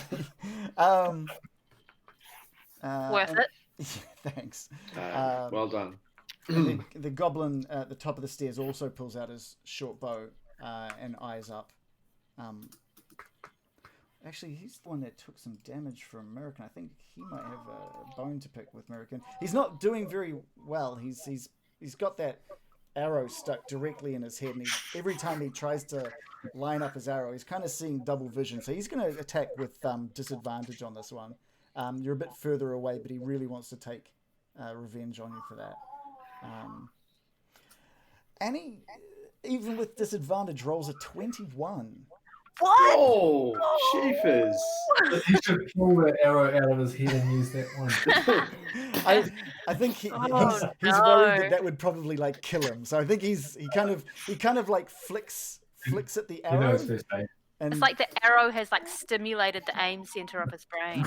yeah, it's made him one with the arrow. Oh god. And so yeah, he fires straight towards Miraqen and hits for 4 damage. Oof. Yo. And that All right. that is the goblin's turn. And I don't know, do you guys want to finish off this round before calling it? Yeah? Yeah, we'll give everyone a go. All right. Good. Cool. Yeah. Okay. So, assuming you let me do this, as part of Lorros' character, I get this thing called Stone's Endurance, and as a reaction, I can reduce damage dealt to me by 1d12 plus 1 per short rest. If you let me do that as a reaction to the attack, I was reading while you were busy shooting your arrow at me. I'm cool if you don't. If you want to take it for that shot, you're welcome to. Okay, cool. I will roll 1d12 then. 1d12 plus 1. I think. Yeah. Oh, nice. And I will brush off the damage as if it did not do anything. Nice. Anywho, felt that was kind of fun to do. So that's once per short rest. Okay, cool. Yeah, once per short rest. Impressive. That's fancy. Yeah, that's good. You get to 12, 13 back. So this guy here is looking pretty woozy, right? He's almost amazed with himself at how good that shot was. Okay. Like he is. So, he can barely stay on his feet. Okay. So Lorros is. I'm going to charge. Which guy fired the arrow at me? Was it him? The middle guy? Yeah, it was. Oh no, sorry. This one. Yeah, sorry. The middle guy. Oh, this guy. That guy here. No, the middle of the. This three. guy. Yeah. Okay, so I'm absolutely furious at this guy. This is the first time I have been hit. I'm not happy about it. So I am going to run full noise at this guy with my axe raised. As I pass this guy, I'm just going to kind of give him a bit of a shoulder tap. Kind of drop the shoulder, the old gridiron style, just charge through him, hoping that might do some damage. But this guy, the middle guy here, is my target. I want to smash him in the head with my battle axe. So where do you want to end up? I want to end up here. Okay. So what we can do is we can do a strength check, yeah? Okay. Yep. If you fail, do you want to continue past him? I want to keep trying, yeah. Okay. I'm going to assume I trip myself up, but I still want to try. Okay. No, that's right. So we'll do a strength check each, yeah? Okay.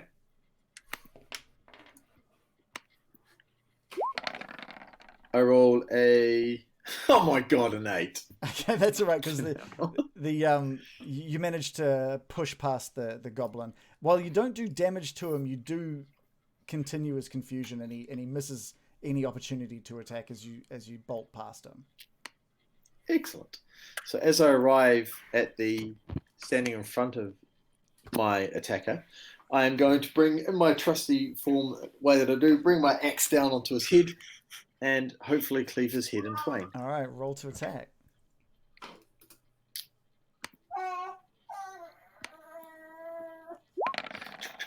All that dice. That's so good. It's an 18. All right, doing 13 damage. Yeah. Do you want to? All right. You know he's dead, so can you describe exactly what happens to him? So, in Lorros' traditional form, he brings his axe. He comes up to the feet of the goblin, pauses for dramatic effect, smiles a bit because he is enjoying this one, and drops his axe with an almighty blow straight through the head of the goblin. Once again, in twain. Yeah. As the goblin stands there. The Lorros blow. Yeah. Okay, cool. Nice. That's all you move? That is me. Cool. Sigg, you're up. So Sigg listens to the command of Lorros and sees him dash off into the cave, hurries behind him so he can still remain in the light, and charges directly into the goblin at the top of the stairs with a downward slash into the top of his neck and shouldery bit. Okay. Roll the hit. Die, scum! Oh, 19 to hit. Yeah. Oh, brutal. Not only was that a direct hit, but he kind of like falls into it as it's coming at him as well. And instead of like coming in through his shoulder, he kind of leans in and you just slice him straight through his head, and his top half of his head just kind of goes onto the ground, and the arrow hits the ground on the top half of his head and just pushes in even further, killing him pretty much instantly. Nice. As a reaction, Sigg would like to kick his body further away from him with a boot of malcontent. Yeah, and that just gets you just boot him back into about 5 feet, and he's just, his head is still, like, the part of his head is still at your feet. It's just the body, it's just the body that's been sort of kicked aside. Oh, brutal. Okay, Gil, next in the order. I run forward, straight into the room. I unsheath my weapon for the first time and say, "You'll find it's not just my wit that's rapier. On guard." I stab the fiend. Okay, roll to hit.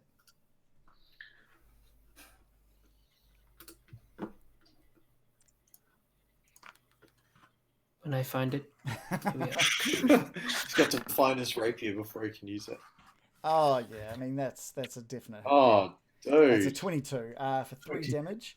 That punctures into the chest of the goblin, doing some decent damage. But he kind of looks down at the rapier sticking out of his chest and sort of looks up at you and says, "You've got to do better than that to kill me. It's Jingle. Me, Jingle the Goblin. I am the hardiest one you'll ever find." Oh, I'm just going to store away that name for later. yeah. So he, you've damaged him, but it doesn't look like it's done too much to him. Is there anything else? My turn. Okay, cool. And to finish off the night, Baron Byrem.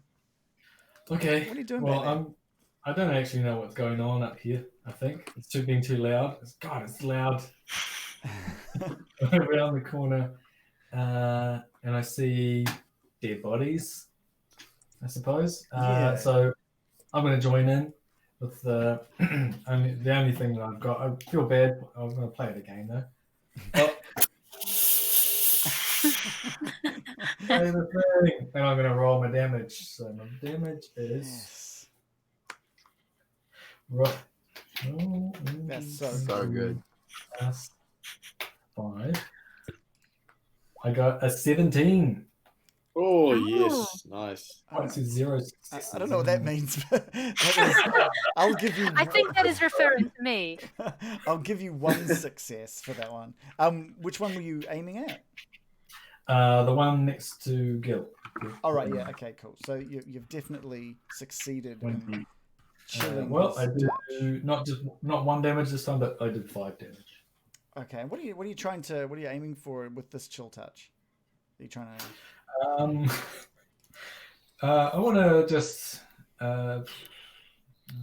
middle cripple or something. Probably his throat. I'll go His for his throat. throat this time. Okay, cool. And Jingle kind of, as he's gloating to Gil standing in front of them, he doesn't know what's happened, but he's almost like the Darth Vader force choke. On him, yeah. And he's like, Yes, you.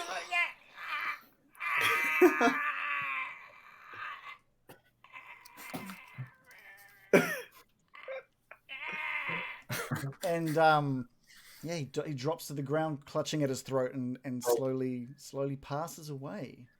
Nice. Can I just add a little color to that? Huh? So I think as my rapier is kind of piercing his chest, it begins to bend as I place more force on it, but I haven't managed to pierce him entirely.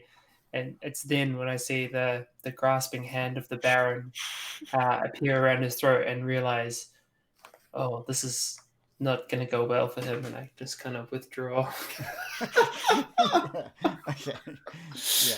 And you do see on the end of your rapier just a small giblet of goblin flesh as well. So, but he's but